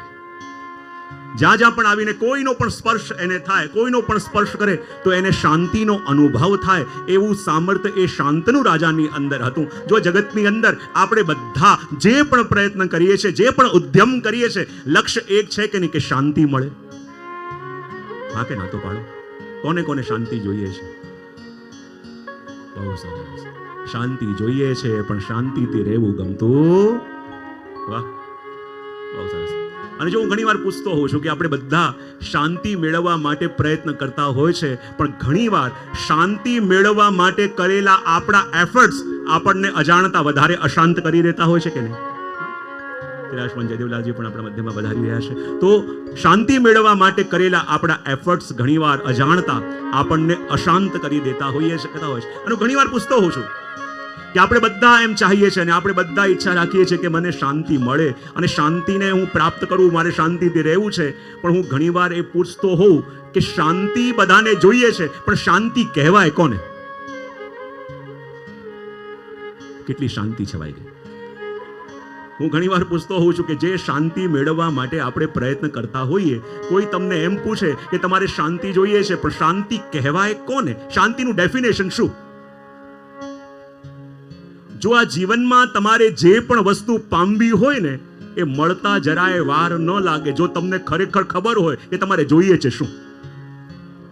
જે શાંતિ મેળવવા માટે આપણે પ્રયત્ન કરતા હોઈએ, જે શાંતિ મેળવવા માટે આપણે એફર્ટ્સ કરતા હોઈએ, કોઈ આપણને પૂછે કે શાંતિ એટલે શું, તો આપણે શું કહીશું? કઈ ન બોલવું એ શાંતિ કહેવાય. કઈ ન બોલીને ચૂપ બેસેલો વ્યક્તિ પણ એનું મન ઘોંઘાટથી ભરેલું હોઈ શકે કે નહીં? હા, કઈ ન બોલવું એ શાંતિ નથી. શાંતિ કોને કહેવાય? બધા લોકો પ્રયત્ન કરે છે કે મને શાંતિ મળે, પણ શાંતિ કહેવાય કોને? યદિ એ જ આપણને ખબર ન હોય તો આપણને મળી છે કે નહીં ખબર કેવી રીતે પડે? અને મળી પણ ગયું હોય તો પછી આપણે મળેલી છે તોય ગોતવા ફરીએ છે. એવું થાય કે ન થાય? બધા લોકો, મેં જ્યારે પૂછું શાંતિ કોને જોઈએ છે તો અહીંયા બેસેલા બધાએ આંગળી ઊંચી કરી. પણ હું તમને પૂછું કે શાંતિનું ડેફિનેશન શું? શાંતિ કોને કહેવાય?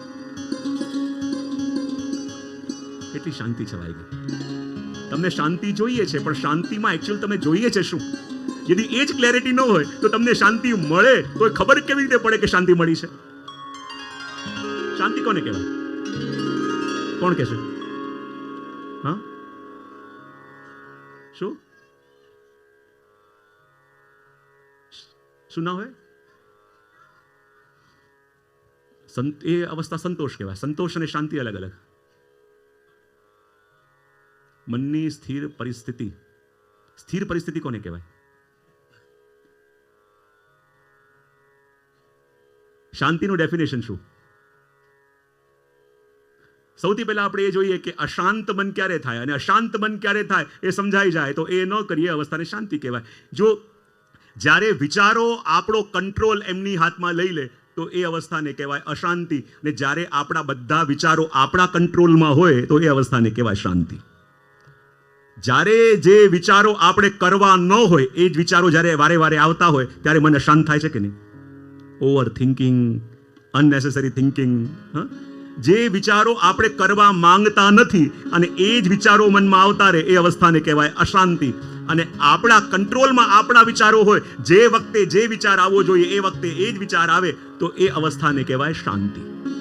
તો જો અહીંયા શાંતનું કુંડ છે અને શાંતનું કુંડ જ્યાં શાંતનુ બિહારીજીનું મંદિર પણ છે અને આ સ્થાનમાં જે પણ આવે છે તો એને મનની શાંતિ પણ મળે છે. અને અહીંનો મહિમા એવો છે કે આ સ્થાનમાં ભગવાને શાંતનુજીને પુત્ર પ્રાપ્તિનું વરદાન આપ્યું હતું, તો આજે પણ એમ કહેવાય છે કે આ ત્યાંના લોકો, સ્થાનિક લોકો માનતા હોય કે જેને ઘરમાં સંતાન ન હોય અને ત્યાં મંદિરમાં પાછળના ભાગમાં એક ગોબરનો સાથીઓ કરી ચાંદીનું પધરાવી અને એમાં પૂજન કરવાથી એમના ઘરમાં પણ સંતતિ થાય, એવું ત્યાં વચમાં માન્યતા છે. અને લોકો દૂર દૂરથી ત્યાં આવીને એ પોતાના મનની મનોકામનાઓ પૂર્ણ કરતા હોય છે.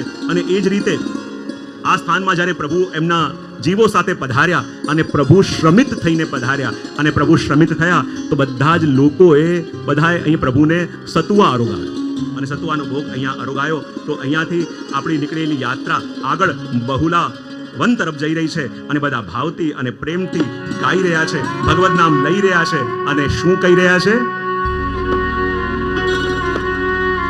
જય શ્રી કૃષ્ણ શરણમ મમ, શ્રી કૃષ્ણ શરણમ મમ, જય શ્રી કૃષ્ણ શરણમ મમ, શ્રી કૃષ્ણ શરણમ જય શ્રી કૃષ્ણ શરણમ મમ, શ્રી કૃષ્ણ શરણમ જય શ્રી કૃષ્ણ શરણમ મમ, બાજાને તબ રામા બોલે શ્રી કૃષ્ણ શરણમ મમ, શરણાઈ તંબુરમાં બોલે શ્રી કૃષ્ણ શરણમ મમ, નૃત્ય કરંતી નારી બોલે શ્રી કૃષ્ણ શરણમ મમ, કેસર કેરી ક્યારી બોલે શ્રી કૃષ્ણ શરણમ મમ, આકાશે પાતાળે બોલે શ્રી કૃષ્ણ શરણમ મમ, મથુરાજીના જોગા બોલે શ્રી કૃષ્ણ શરણમ મમ, શ્રી કૃષ્ણ શરણમ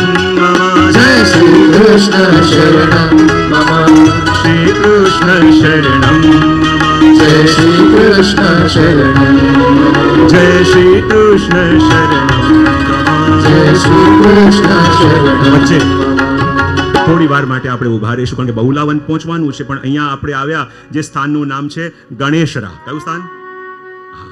આ સ્થાન પર શા માટે આપણે ઉભા રહ્યા? કારણ કે અહીંયા તુલસી સારંગી સખીની કુંજ પણ છે અને અહીંયા સુંદર ગાંધર્વ કુંડ છે કે જે ગાંધર્વોએ બનાવ્યું હતું. કે જ્યારે ભગવાને પૂતનાને મારી અને ગાંધર્વોએ આવીને અહીંયા ખૂબ પુષ્ટવૃષ્ટિ કરી અને પ્રભુનું યશોગાન પણ ગાયું હતું. અને અહીંયાથી આગળ એક ટેકરો છે અને એમ કહેવાય છે કે આ ટેકરાની નાનકડી કણી પણ આપણાથી ન લેવાય. બોલે કેમ? કારણ કે આ દેવોનું દ્રવ્ય છે એમ કહેવાય. બોલે કેમ? જ્યારે ભગવાને ઇન્દ્રમાને ભંગ કર્યું ત્યારે એમ કહેવાય છે કે ઇન્દ્ર પ્રભુની ક્ષમા માંગવા માટે આવ્યો ત્યારે આ સ્થાનથી પસાર થતો હતો અને પ્રભુની ક્ષમા માંગવા માટે અનેક દાસ દાસીઓ અને કેટલા સોના ચાંદીના ઘરેણા અને રત્નો જડિત આભૂષણો અને અલંકારો એ લઈને આવતા હતા. અને જ્યારે આ સ્થાન પર પહોંચ્યા ત્યારે કોઈએ કહ્યું કે જેને રીઝવવા આવ્યા છો એ આ બધાથી રીઝતા નથી. મનમાં દીનતા લઈને આવો તો એ રીઝ છે. તમે જેનાથી રીઝવવા આવ્યા છો એ સ્વયં લક્ષ્મીપતિ છે અને આ લક્ષ્મીપતિને તમારું દ્રવ્ય શું રીઝવી દેવાનું છે? અને જ્યારે ઇન્દ્રને ખબર પડી કે હું પ્રભુના શરણે આવ્યો હતો અને પ્રભુના શરણે આ બધી સંપત્તિ લઈને આવ્યો હતો, અરે આ શું કર્યું? તો શું કરું? બોલે આ જેટલા પણ ઝવેરાતો છે એને અહીંયા જ દાટી દો. એને કહેવાય એ બધી વસ્તુ એને ઇન્દ્રએ ત્યાં જ દાટી અને દાટીને ટેકરો બન્યો. તો કહેવાય કે અહીંયાનું એક કણ પણ આપણાથી ન લેવાય, કારણ કે કણ પણ લઈએ તો એ પણ દેવોનું દ્રવ્ય છે એમ કહી શકાય. થોડાક આગળ આપણે આવ્યા તો આગળ ખેચરી ગામ આવ્યું. કયું ગામ? ખેચરી. અને ખેચરી નામ કોનું? બોલે પૂતનાનું. ભગવાને એને મારી હતી માટે સ્થાનનું નામ આ ખેચરી ગામ પડ્યું. અને અહીંયાથી નીકળીને આપણી યાત્રા હવે પહોંચી બહુલાવનમાં. અને આ બહુલાવન બધા જ ગયા જ હશો. કોણ કોણ ગયા છે બધા બહુલાવન? વાહ, લગભગ 95% ઉપર રિઝલ્ટ છે આપણું. બધા બહુલાવન ગયા છો. અને બહુલાવનની લીલા પણ બધાને ખબર હશે કે પ્રાચીન સમયની અંદર પુરાણોમાં એક કથા આવે. પ્રાચીન સમયની અંદર એમ કહેવાય છે કે બહુલાવનની અંદર જ્યારે એક ગાય હતી અને વનમાં ચરવા માટે ગઈ હતી અને વનમાં ચરીને જ્યારે એ પાછી ગામ તરફ જતી હતી અને કહેવાય રસ્તામાં એક સિંહ આવ્યો અને સિંહ આવીને ગાયને રોકી દીધી અને કહેવા લાગ્યો કે હવે હું સવારનો ભૂખ્યો છું, મને બહુ ભૂખ લાગી હતી અને સારું થયું કે તું મને મળી ગઈ, હવે તને ખાઈને મારા ભૂખને મટાવીશ. એમ કહીને જ્યાં સિંહે એ ગાયને રોકી અને ગાયના આંખમાંથી આંસુ પડવા લાગ્યા. ગાયે કહ્યું કે જો હું તને વચન આપું છું, હું સવારથી નીકળી છું અને મારું નાનકડું વાછરડું મારા ઘરે ભૂખ્યું છે, હું તને વિનંતી કરું છું કે મારા ઉપર એટલી કૃપા કર, મને એકવાર થોડા સમય માટે મારા ઘરે જવા દે. ત્યાં જઈને હું મારા વાછરડાને દૂધ પીવડાવી અને પાછી તારી પાસે આવી જઈશ અને પાછી તારી ઈચ્છા હોય તો મને ખાઈ જજે, મને મારી દેજે. સિંહ કહેવા લાગ્યો, અરે હું કોઈ બાળક નથી કે મૂર્ખ નથી. મૃત્યુના મુખમાંથી છૂટ્યા પછી કોઈ પાછું મુખમાં આવે એ ક્યારે જોયું કે સાંભળ્યું નથી. હું તારી વાતમાં આવું એમ નથી. તું મને કહી રહી છે કે હું તને જવા દઉં અને એકવાર મૃત્યુના મુખથી છૂટ્યા પછી તું પાછી મૃત્યુના મુખમાં આવે એમ હું માનવા તૈયાર નથી. પણ ગાયે કહ્યું કે હું વચન આપું છું અને વચન આપું છું અને કહું છું કે આ મારી વાણીની ટેક છે અને હું સત્ય કહું છું કે મને એકવાર જવા દો અને મારા બાળકને પેટ ભરીને દૂધ પીવડાવી અને હું પાછી તમારી પાસે આવી જઈશ. સિંહ માનવા તૈયાર નહોતો કે એકવાર મૃત્યુના મુખમાંથી નીકળ્યા પછી પાછું કોઈ મૃત્યુના મુખમાં આવી શકે. પણ એ ગાયના આંખમાંથી નીકળતા આંસુ અને એ ગાયના મુખમાં રહેલા તેજને જોઈને ખબર નહીં કેમ એ સિંહને એની વાત માનવાનું મન થયું અને એને લાગ્યું કે મૃત્યુના મુખમાંથી છૂટ્યા પછી પાછું કોઈ મૃત્યુના મુખમાં આવતું જોયું નથી. પણ આ ગાયની આંખોમાં જે અશ્રુ વહી રહ્યા છે, આ ગાયના મુખ પર જે તેજ છે, ન માનીને પણ એનું મન રાખવા માટે એની વાત માનવાનું મારું મન થઈ રહ્યું છે. જાણું છું કે જઈને પાછી આવવાની નથી. જાણું છું કે મૃત્યુના મુખમાંથી ગયા પછી કોઈ પાછું આવતું નથી. પણ શા કારણે મને એની વાત ઉપર ભરોસો આવી રહ્યો છે? સિંહે કહ્યું, ઠીક છે, હું પણ જોઉં છું કે તે મને વચન આપ્યું છે. તું તારી વચનની કેટલી સત્યતા નિભાવે છે. પણ જો હું તને જવા તો દઉં છું, પણ વચન આપ્યા પછી જો તારું વચન નહીં નિભાવે ને તો આ દુનિયામાં કોઈ કોઈની વાત ઉપર ભરોસો નહીં કરે. અને ગાય વચન આપીને પાછી જ્યારે એના બાળકને દૂધ પીવડાવવા માટે ગઈ, અહીંયા સિંહને તો ખાતરી હતી કે મારો વર્ષોનો અનુભવ કહે છે કે મૃત્યુના મુખમાંથી નીકળ્યા પછી કોઈને પાછું મૃત્યુના મુખમાં આવતા જોયો નથી. અને એકવાર આ ગઈ શા માટે પાછી આવશે? શા માટે પાછી વળે? આવી ન શકે. પણ જ્યારે ગાય પોતાના ઘરે ગઈ, નાનકડું વાછરડું ભૂખ્યું હતું અને ગાયને જોઈને ભાગતું ભાગતું કૂદતું એ બાળક આવ્યું. અને જ્યારે આ માએ પોતાનું ધાવણ એને પીવડાવે છે, આ બાળક દૂધ પીતું જાય અને આ માં એના વાછરડાને પ્રેમ ભરી દ્રષ્ટિથી જુએ છે કે આજ પછી મારા બાળકને ક્યારે પણ હું પ્રેમ નહીં આપી શકું. આજ પછી મારા બાળકને ક્યારે પણ હું વહાલ નહીં કરી શકું. મન ભરીને એ વાછરડાને વહાલ કર્યું, મન ભરીને વાછરડાને ચાટી રહી છે. અને જ્યારે બાળકનું પેટ ભરાયું ત્યારે ગાયે કહ્યું, બેટા હવે હું તને સદા માટે મૂકીને જઈ રહી છું. અને એમ કહીને જ્યારે ગાય ચાલતી ચાલતી એ સિંહ પાસે પાછી આવી, સિંહને પોતાની આંખો ઉપર ભરોસો ન આવ્યો કે આ યુગની અંદર પણ કોઈ એવું હોઈ શકે કે જે માત્ર પોતાના વચન નિભાવવા માટે મૃત્યુના મુખથી દૂર જઈને પણ પાછું મૃત્યુના મુખમાં આવી શકે. અને જ્યાં એ ગાયને પાછી આવતા જોઈ સિંહનું હૃદય ભરાઈ આવ્યું. અને કહેવાય એ સિંહ બીજું કોઈ નહીં, સ્વયં ધર્મરાજ એ ગાયની પરીક્ષા કરવા માટે આવ્યા હતા. અને જ્યારે ધર્મરાજે મૂળ સ્વરૂપે દર્શન ત્યાં ગાયને આપ્યા અને દર્શન આપીને કહ્યું કે જો મેં તારી સત્યતા જોઈ અને તારી સત્યતા જોઈને હું તારા સત્યતા ઉપર, તારા ધર્મ ઉપર બહુ પ્રસન્ન થયો છું અને હું તને એ વરદાન આપું છું કે જે પણ તારી પૂજા કરશે એના બધા મનોરથ પૂરા થશે. અને આ પ્રસંગની ચર્ચા જ્યારે આસપાસના ગામોમાં થવા લાગી અને દૂર દૂરથી લોકો આ ગાયની પૂજા કરવા માટે આવવા લાગ્યા. અને આ બહુલાવનની આ ગાયનો મહિમા એટલો બધો વધ્યો કે દૂર દૂરથી લોકો આવી એની પૂજા કરતા અને જે પણ આવીને એનું પૂજન કરે, ત્યાં આવીને એમનું દર્શન કરે, એ બધાના મનોરથો પૂરા થઈ જાય. કાળક્રમે જ્યારે એ ગાય પોતાનો દેહ છોડી ભગવત ધામમાં ગઈ, પણ બધાને એ ગાયમાં એટલી આસક્તિ થઈ ગઈ હતી અને એટલો એ ગાયનો મહિમા વધી ગયો હતો કે લોકોએ એવાના એવા ગાયની જેમ એક પથ્થરની ગાય ત્યાં બનાવી, બહુલા. અને આ બહુલા ગાયને ત્યાં એવી સુંદર પથ્થરની બનાવી, જેવી ગાય હતી એવી ને એવી પથ્થરની ગાય બનાવી. અને દૂર દૂરથી લોકો આવતા અને આ પથ્થરની ગાયનું પૂજન કરતા, એનું અર્ચન કરતા. અને જેવી રીતે એ બહુલા ગાયની પૂજા થતી એ જ રીતે આ ગાયની પૂજા થવા લાગી. અને જ્યારે કહેવાય યવનોનો સમય હતો અને ત્યારે એ ગામના જે સુબા હતા એણે આવીને લોકોને રોક્યા અને કહ્યું, આ તો પથ્થરની ગાય છે અને પથ્થરની ગાયની પૂજા તમે કેમ કરો છો? આ પથ્થરની ગાય થોડી કઈ ખાતી પીતી હશે, એની આગળ તમે જલ મૂકો છો, એની આગળ ઘાસ મૂકો છો. હવેથી આ પથ્થરની ગાયની પૂજા બંધ કરો. આ પૂજા અમને હું ત્યારે જ કરવા દઉં. બધાએ આવીને વિનંતી કરી કે આ તો અમારી યુગોની પરંપરા છે, યુગોથી અહીંયા ગાયોની સેવા થતી આવી છે. ત્યારે એમણે કહ્યું કે જો સુબા કહે છે કે આ ગાયની પૂજા તમને ત્યારે કરવા દઉં જો આ પથ્થરની ગાય મારા દેખતા દેખતા ખાય અને મારી પથ્થરની ગાય મારા દેખતા દેખતા જો જલ પીવે તો પછી તમને આની પૂજા કરવા દઉં. પણ પથ્થરની ગાય કેવી રીતે ખાય, કેવી રીતે જલ પીવે? અને કહેવાય એ પૂજા બંધ થઈ ગઈ. લોકો બહુ દુઃખી રહેવા લાગ્યા. અને મહાપ્રભુજી જ્યારે પરિક્રમા કરતા કરતા આ સ્થાનમાં પધાર્યા, બધાને ચિંતિત જોયા, બધાને દુઃખી જોયા. કારણ પૂછ્યું, બધા કહેવા લાગ્યા, અમારો તો વર્ષોનો ક્રમ હતો કે અહીંયા આ જે બહુલા ગાય છે એની અમે પૂજા કરતા, જલ ધરતા અને એની કૃપાથી અમે બધા સુખી છીએ, એની કૃપાથી અમારા ઘરમાં આનંદ છે. અને પેલા સુબાએ શરત મૂકી છે કે તમને પૂજા ત્યારે કરવા દો જ્યારે મારા દેખતા દેખતા પથ્થરની ગાય જલ પીવે અને ઘાસ ખાય તો. ને ત્યારે મહાપ્રભુજી કહે એવું કરો, સુબાને બોલાવો. સુબાને બોલાવવામાં આવ્યા. ગામના બધા લોકો ભેગા થયા અને મહાપ્રભુજીએ કહ્યું કે આજે પથ્થરની ગાય છે એની પૂંછડીની પાસે ઘાસ પણ રાખો અને પીવાનું જલ પણ રાખો. સુબો કે આ પથ્થરની ગાય થોડી કંઈ કરી શકે. અને મહાપ્રભુજીએ જ્યાં એ ઘાસ અને જલ રખાયું અને જ્યાં ગાયની તરફ જોયું અને પથ્થરની ગાય પાછા વળીને ત્યાં પધરાયેલું જલ પણ પીધું અને ઘાસ પણ ખાધું.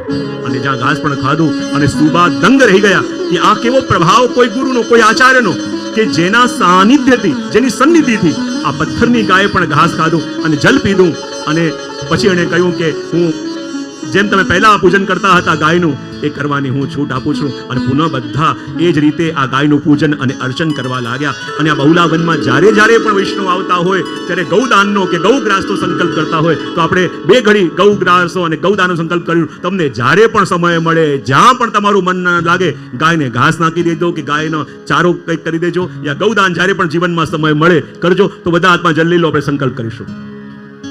ઓમ વિષ્ણુર્વિષ્ણુર્વિષ્ણુત્રાદ્યમા માંગલ્યફલપ્રદમા સુત્તમે માસે પુણ્ય પવિત્ર માર્ગ શીર્ષ માસે શુભે શુક્લ પક્ષે શુભ અષ્ટમ્યામ તિથો શુભ ભૃગવાસરે યથા વર્તમાન નક્ષત્ર યોગ કર્ણ લગ્ન મૃસમ વાય એવં ગ્રહ ગણ ગુણ વિષ્ટમ શુભ પુણ્ય તિથો યજમાનસ્ય પુત્રોચ્ચારઃ અદ્ય મમ ધર્મ અર્થ કામ મોક્ષ પુરુષાર્થ ચતુષ્ટય પ્રાપ્તિ અર્થમ ભગવત શ્રી કૃષ્ણ ચરણયો અવિચ્છિન્ન રતિમતિ ગતિ પ્રાપ્તિ અર્થમ બહુલાવને ગૌદાન સંકલ્પમ અહમ કરીશ્યે. તમને જ્યારે પણ સમય મળે, જ્યાં પણ સમય મળે, જ્યારે પણ ઈચ્છા થાય, જીવનમાં ગૌદાન કરવાની ઈચ્છા થાય તો ગૌદાન. અને પ્રભુએ જો જેવું અનુકૂળ કર્યું અને અનુકૂળતા ન આવે તો જ્યાં ગાય દેખાય એને કંઈ ઘાસ કે કંઈ પણ નાખીએ તો પણ આપણું આજનો સંકલ્પ પૂર્ણ થયો એમ કહેવાશે. અને આ બહુલાવનની લીલાનું વર્ણન કરતા આપણા આચાર્યો અને આપણા ભગવદીઓ એમ કહે છે કે એકવાર આ બહુલાવનની અંદર ચંદ્રાવલીજી દહીં વહેંચવા માટે ક્યાંક પધાર્યા. અને દહીં વહેંચવા માટે પધાર્યા અને માર્ગમાં એમને ઠાકોરજી મળ્યા.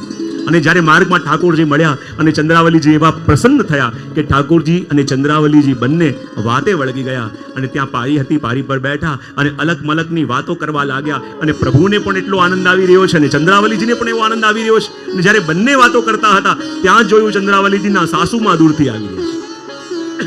અને વાતો કરતા કરતા ચંદ્રાવલીજીનું મુખ ગંભીર થયું. અને મુખ ગંભીર થયું અને પ્રભુએ પૂછ્યું કે હમણાં તો આપ વાત કરતા હતા, વાત કરતા કરતા આપનું મુખ ગંભીર કેમ થયું? ત્યાં ચંદ્રાવલીજી ઇશારો કર્યો અને જોયું કે સામે એમના વૃદ્ધ સાસુમાં આવી રહ્યા છે. અને જ્યાં પાસે આવ્યા તો ઠાકોરજીએ એવી લીલા કરી કે ચંદ્રાવલીજી એમને ગૌ રૂપે અને ઠાકોરજી એમને સિંહ રૂપે દેખાયા. અને જ્યાં સિંહ રૂપે દેખાયા તો જે બિચારા માણ ચાલતા ચાલતા આવ્યા હતા એ એવા પુઈટી ઉષાની જેમ ભાગ્યા. અને એવા ભાગ્યા અને ભાગતા ભાગતા ઘરે ગયા, બિચારા પડ્યા પણ ખરા. અને ત્યારે એમના દીકરાએ પણ કહ્યું કે જુઓ, આ ચંદ્રાવલીજીનું સર્વસ્વ કયું હોય તો ઠાકોરજી છે, એમના સાચા ધણી તો ઠાકોરજી છે. અને તમે એમની પરીક્ષા કરવા માટે ગયા ને, માટે તમને આ સિંહ એવી રીતે દેખાયો. અને ત્યારે એમણે ચંદ્રાવલીજીની ક્ષમા માંગી અને કહ્યું કે તારા પ્રભુને વિનંતી કરજે કે જ્યારે અંત સમય મારો આવે તો મને દર્શન આપવા માટે પણ આવે. અને આજે મને પણ લાગે છે કે મારા પણ સાચા સ્વામી કોઈ છે તો એકમાત્ર મારા પ્રભુ છે. અને જીવ માત્રના સાચા ધણી કોઈ હોય, જેમ દયારામભાઈ કહે છે ને કે એક વર્યો ગોપીજન વલ્લભ નહીં સ્વામી કોઈ બીજો રે. સુંદર શબ્દો દયારામભાઈના છે કે ભલે આપણે ગમે ત્યાં જઈએ, આપણા સાચા સ્વામી અને સાચા નાથ તો આપણા કોણ છે? બોલે આપણા પ્રભુ છે. અને એ દ્રઢ થાય તો જ આ લીલા સાક્ષાત પ્રગટ થાય. અને દયારામભાઈ બહુ સુંદર વર્ણન કરતા કહે છે, એક વર્યો ગોપીજન વલ્લભ નહીં સ્વામી કોઈ બીજો રે. એક વર્યો ગોપીજન વલ્લભ નહીં સ્વામી કોઈ બીજો રે. નહીં સ્વામી કોઈ બીજો મારા વાલા, નહીં સ્વામી કોઈ બીજો મારા વાલા, નહીં સ્વામી કોઈ બીજો રે.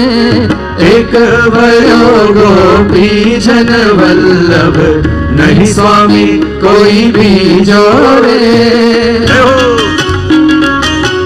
બધાની તાળીઓ એક સાથે.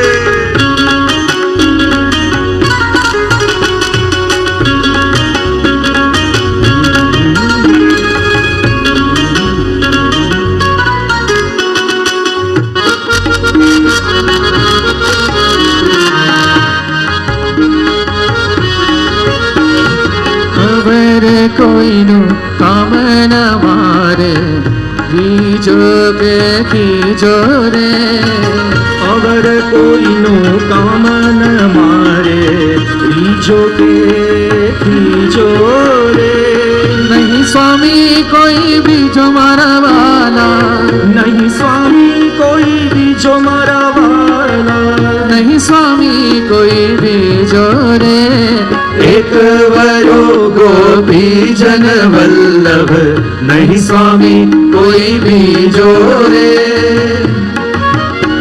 બધાની તાળીઓ એક સાથે.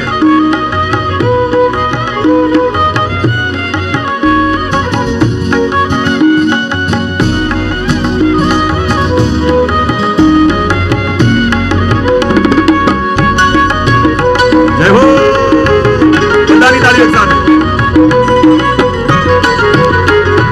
કૃષ્ણ કરે પ્રમાણ કારજ પણ સોકે સીજો રે કૃષ્ણ પ્રમાણ કારજ પણ સોકે સીજો રે પ્રાણ જાય પણ અન્ય કૃતિમાં પ્રાણ જાય પણ અન્ય કૃતિમાં મન રાખે બીજો રે એક વરો ગોપી જન વલ્લભ નહીં સ્વામી કોઈ બીજો રે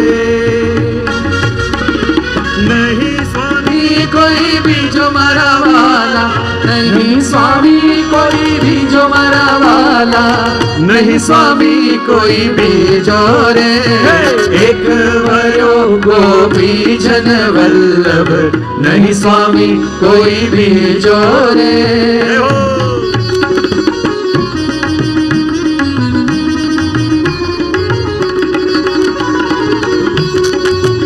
જય હો.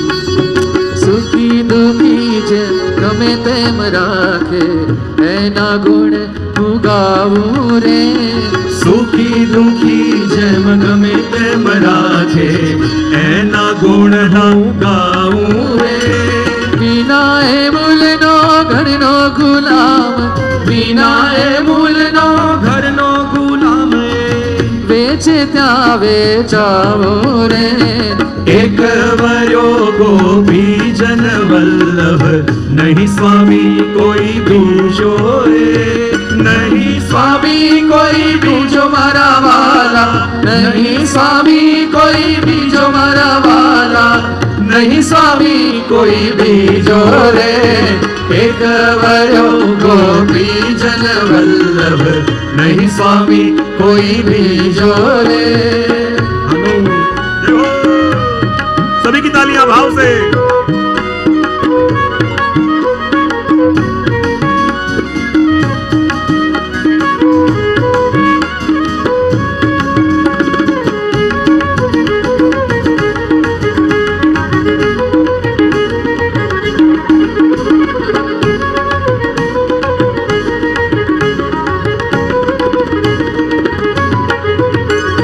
એ જગમ્યો તેથી મન માન્યું બીજો નવ હું ચાહું રે એ જ ગમ્યો એથી મન માન્યો બીજો હું નવ ચાહું રે એના વિના અવતાર હું કોઈનો એના વિના અવતાર હું કોઈનો દાસ ના કહેવાઓ રે એક વર્યો ગોપી જન વલ્લભ નહીં સ્વામી કોઈ બીજો રે નહીં સ્વામી કોઈ બીજો મારા વાલા નહીં સ્વામી કોઈ બીજો મારા વાલા નહીં સ્વામી કોઈ બીજો રે એક વરો ગોપી જન વલ્લભ નહીં સ્વામી કોઈ બીજો રે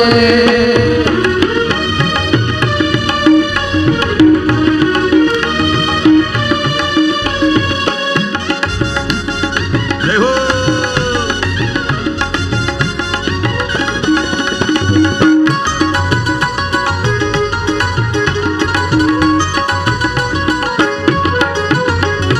કૃષ્ણ વિના શિર અવર નમે તો દઉં છે ધનનો દંડ રે હે કૃષ્ણ વિના શિર અવર તો દઉં છે ધનનો દંડ રે. નંદ કુંવર વણ નામ જપે તો નંદ કુંવર વર નામ જપે તો જીવા કરું સતખંડ રે. એક વયો ગોપીજન વલ્લભ નહીં સ્વામી કોઈ બીજો રે. નહીં સ્વામી કોઈ બીજો મારા વાલા, નહીં સ્વામી કોઈ બીજો મારા વાલા. નહીં સ્વામી કોઈ બીજો રે. એક વયો ગોપીજન વલ્લભ નહીં સ્વામી કોઈ બીજો રે.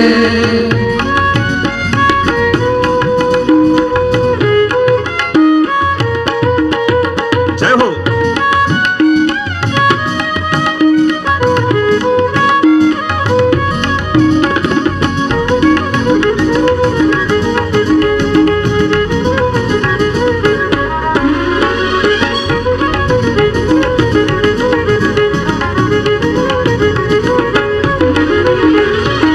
અનન્ય પતિવ્રત જેને નહીં તે કહીએ વ્યભિચારી રે.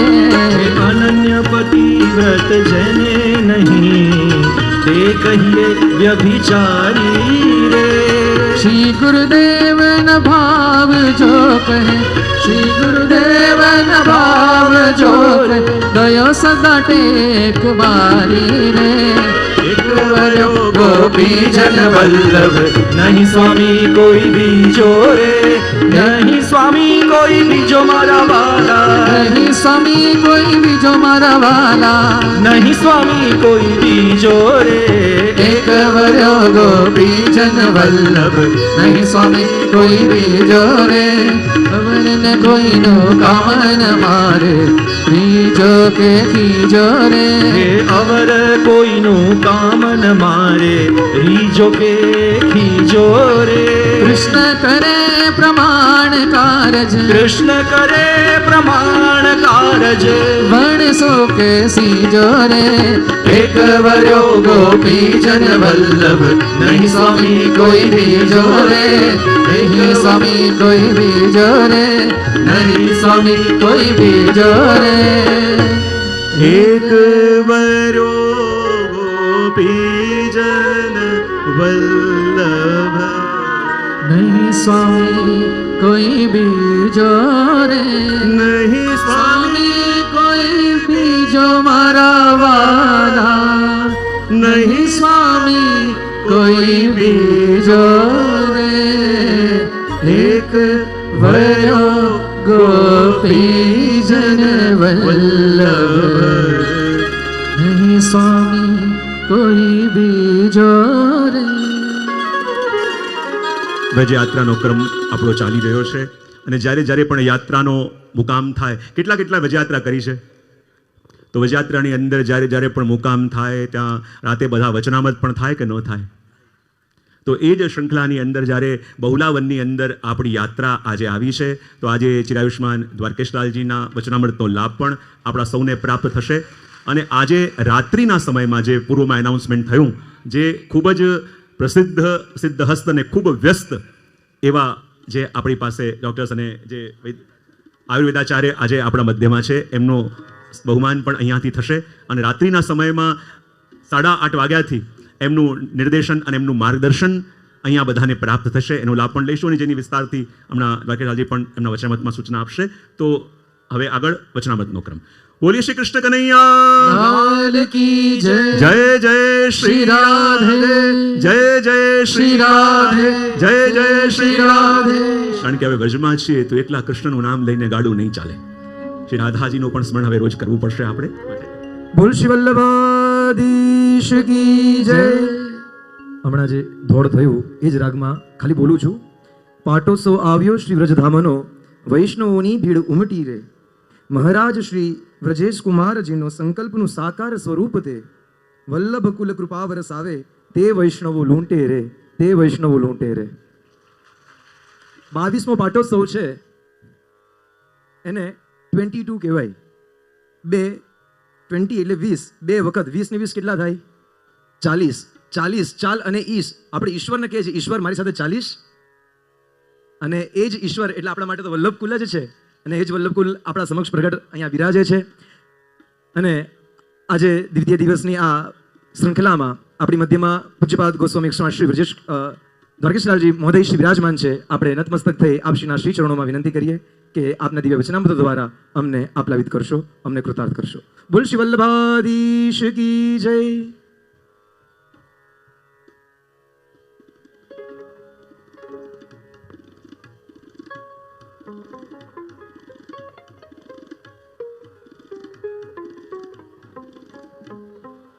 श्री गोवर्धन नाथ की जय. नमो भगवते तस्मै कृष्णायाद्भुत कर्मणे रूपनाम विभेदेन जगत क्रीडति यो यतः सच्चिदानंद रूपाय विश्वोत्पत्त्यादि हेतवे तापत्रय विनाशाय श्री कृष्णाय वयं नुमः.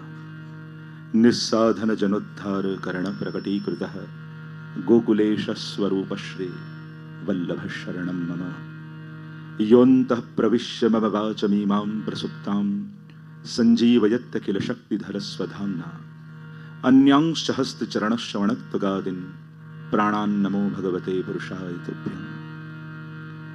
विराजमान परम श्रद्धेय पूज्य श्री पितृचरण आचार्यपीठ पर विराजी व्रजयात्राનો આનંદ કરાવી રહેલા પૂજ્ય દાદાભાઈ શ્રી યદુનાથજી, જયદેવલાલજી મહોદય શ્રી, પ્રથમેશ બાવા, વ્રજરાજ બાવા, ખાસ આજે સાંજે જ એમનો આપણને 8:30 વાગ્યાથી લાભ મળવાનો છે એવા અમારા સર્વ આયુર્વેદના નિષ્ણાત મનીષભાઈ, ભદ્રેશભાઈ, રક્ષાબેન એવં સર્વ મનોરથી પરિવાર, ઉપસ્થિત સર્વે ભગવદીજનો. 84 કોષ આધિદૈવિક વ્રજયાત્રા. કોઈ પણ જ્યારે લીલી પરિક્રમાની આપણે પરિક્રમાની કોઈ પત્રિકા જોતા હોય તો ઉપર એક ટાઇટલ આ જોવા મળે, 84 કોષ એટલે આખું બ્રજ. એક કોષ એટલે 3 કિલોમીટર, અને 84 કોષની આ આખું બ્રજમંડળ છે એટલે 252 કિલોમીટર કહી શકાય.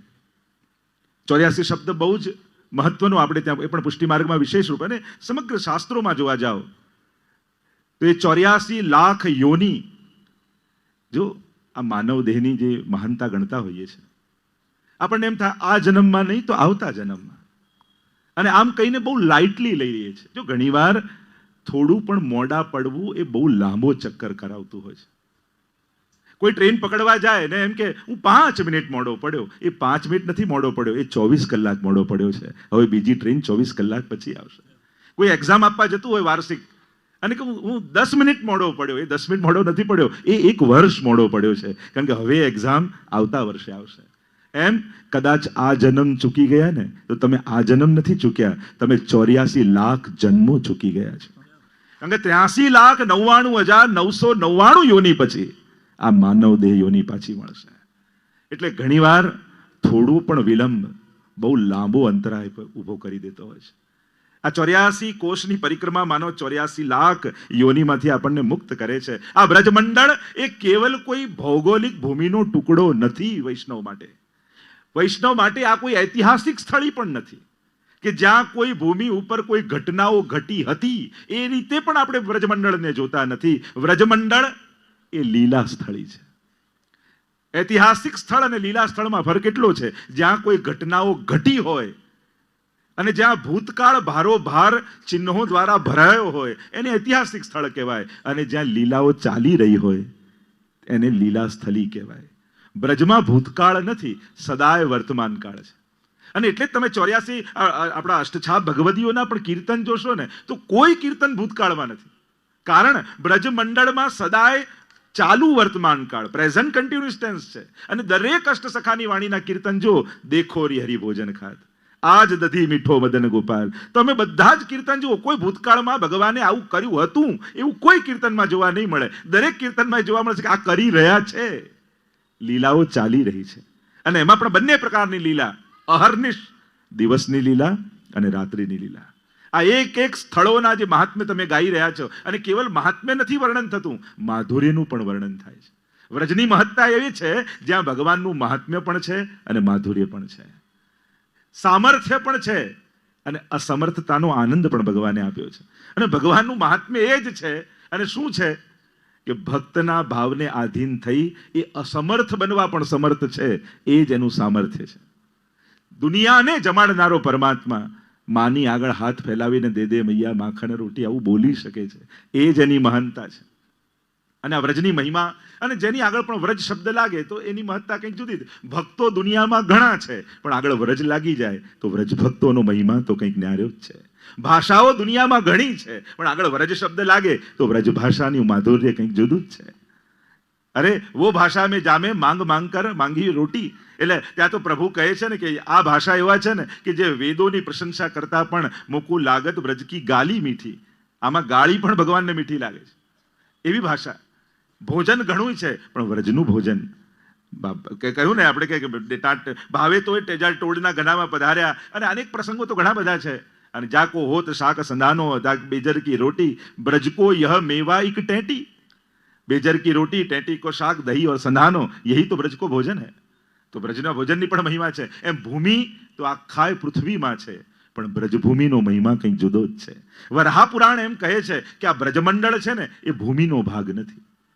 સાક્ષાત પરમાત્માએ ગોલોક ધામમાંથી રહેલું એ બ્રજ, એ વૃંદાવન આ ભૂતલ પર પધરાવ્યું છે. એટલે જ્યારે પ્રલય થાય અને આખી ભૂમિ પ્રલયમાં જ્યારે સમાહિત થઈ જાય જલમાં, ત્યારે પણ બ્રજમંડળ ડૂબતું નથી, કારણ કે એ ભૂમિનો ટુકડો નથી. એ કંઈક જુદું. પણ બ્રજની પણ ભૌતિક સ્વરૂપ, આધ્યાત્મિક સ્વરૂપ અને આધિદૈવિક સ્વરૂપ, આ ત્રણેય બ્રજનું સ્વરૂપ છે. અને એટલે તમારી આંખોથી તમે બ્રજનું ભૌતિક સ્વરૂપ જોઈ શકો છો, પણ શ્રી વલ્લભની આંખો લઈને જાઓ તો બ્રજનું આધિદૈવિક સ્વરૂપનું દર્શન થાય. સુરદાસજીને જ્યારે મહાપ્રભુજી પધરાઈને ગયા ને કહ્યું, સુરદાસ બ્રજ કે દર્શન કરો. અને ત્યાં જ ઘુટુરન ચલત રહેનું તનુ મંડિત નવનીત લાલ હાથમાં માખણનો લોંદો લઈ અને બ્રજ દંડા લઈને આંગણામાં ફરતા દેખાયા. એટલે જ્યાં ઇતિહાસના ચિહ્નો દેખાય એ ભૌતિક ભૂમિ, અને જ્યાં પ્રગટ લીલા દેખાય એ આધિદૈવિક વ્રજ. અને બ્રજમાં જ્યારે જ્યારે આપણે જઈએ છીએ, આપણા બધાનો અનુભવ, વ્રજયાત્રામાં ગયા હોય તો વ્રજયાત્રા સહેલી નથી. કેટલા પ્રકારના ત્યાં શ્રમ પડતા હોય, કેટલા પ્રકારના પરિશ્રમ પડે. અને એકવાર તો એમ થઈ જાય કે આવ્યા હું ફરી બ્રજ નહીં અવાય, ફરી પરિક્રમા નહીં થાય. પણ એ જ વૈષ્ણવ ઘરે જાય ને અને બધા મહેમાનો મળવા આવે ને પૂછવા આવે કે કેમ બ્રજમાં, અરે એટલો આનંદ આવતો, સવારે ઉઠતા ને આમ ચાલતા ને આ રીતે પાલમાં વરસાદ પડતો ને થાંભલો પકડીને ઊભા રહેતા ને બેઠકજી પાછા બોલતા બોલતા એવું કે ઠાકોરજી કૃપા કરે તો ફરી એકવાર યાત્રા કરવા જવું છે. તો હા, જો જીવનની યાત્રા તો સતત છે, જીવન તો ગતિશીલ જ છે. તમે એમ કહો હું આ સોફામાં બેઠા રહ્યો, હું કાંઈ નહીં કરું, તોય બાળકમાંથી યુવાન થશો ને યુવાનમાંથી વૃદ્ધ થશો. યાત્રાશીલ જગત, આ જીવન તો યાત્રામાં જ છે. પણ એક છે બહારની યાત્રા, બીજી છે ભીતરની યાત્રા. બ્રજમાં જ્યારે પણ જાઓ, પાછા આવો ત્યારે બ્રજને હૃદયમાં લઈને પાછા આવજો. તો આ બ્રજની એક એક લીલાઓ, અત્યારે સમય તો બહુ નથી, એ લોકાર્પણ થશે અને એ ગ્રંથ આપણા બધાના ઘરમાં એક અનુભવની અભિવ્યક્તિ રૂપે આપણને બધાને પ્રાપ્ત થશે. તો કાલે એના પણ વિમોચનનો છે. રોજ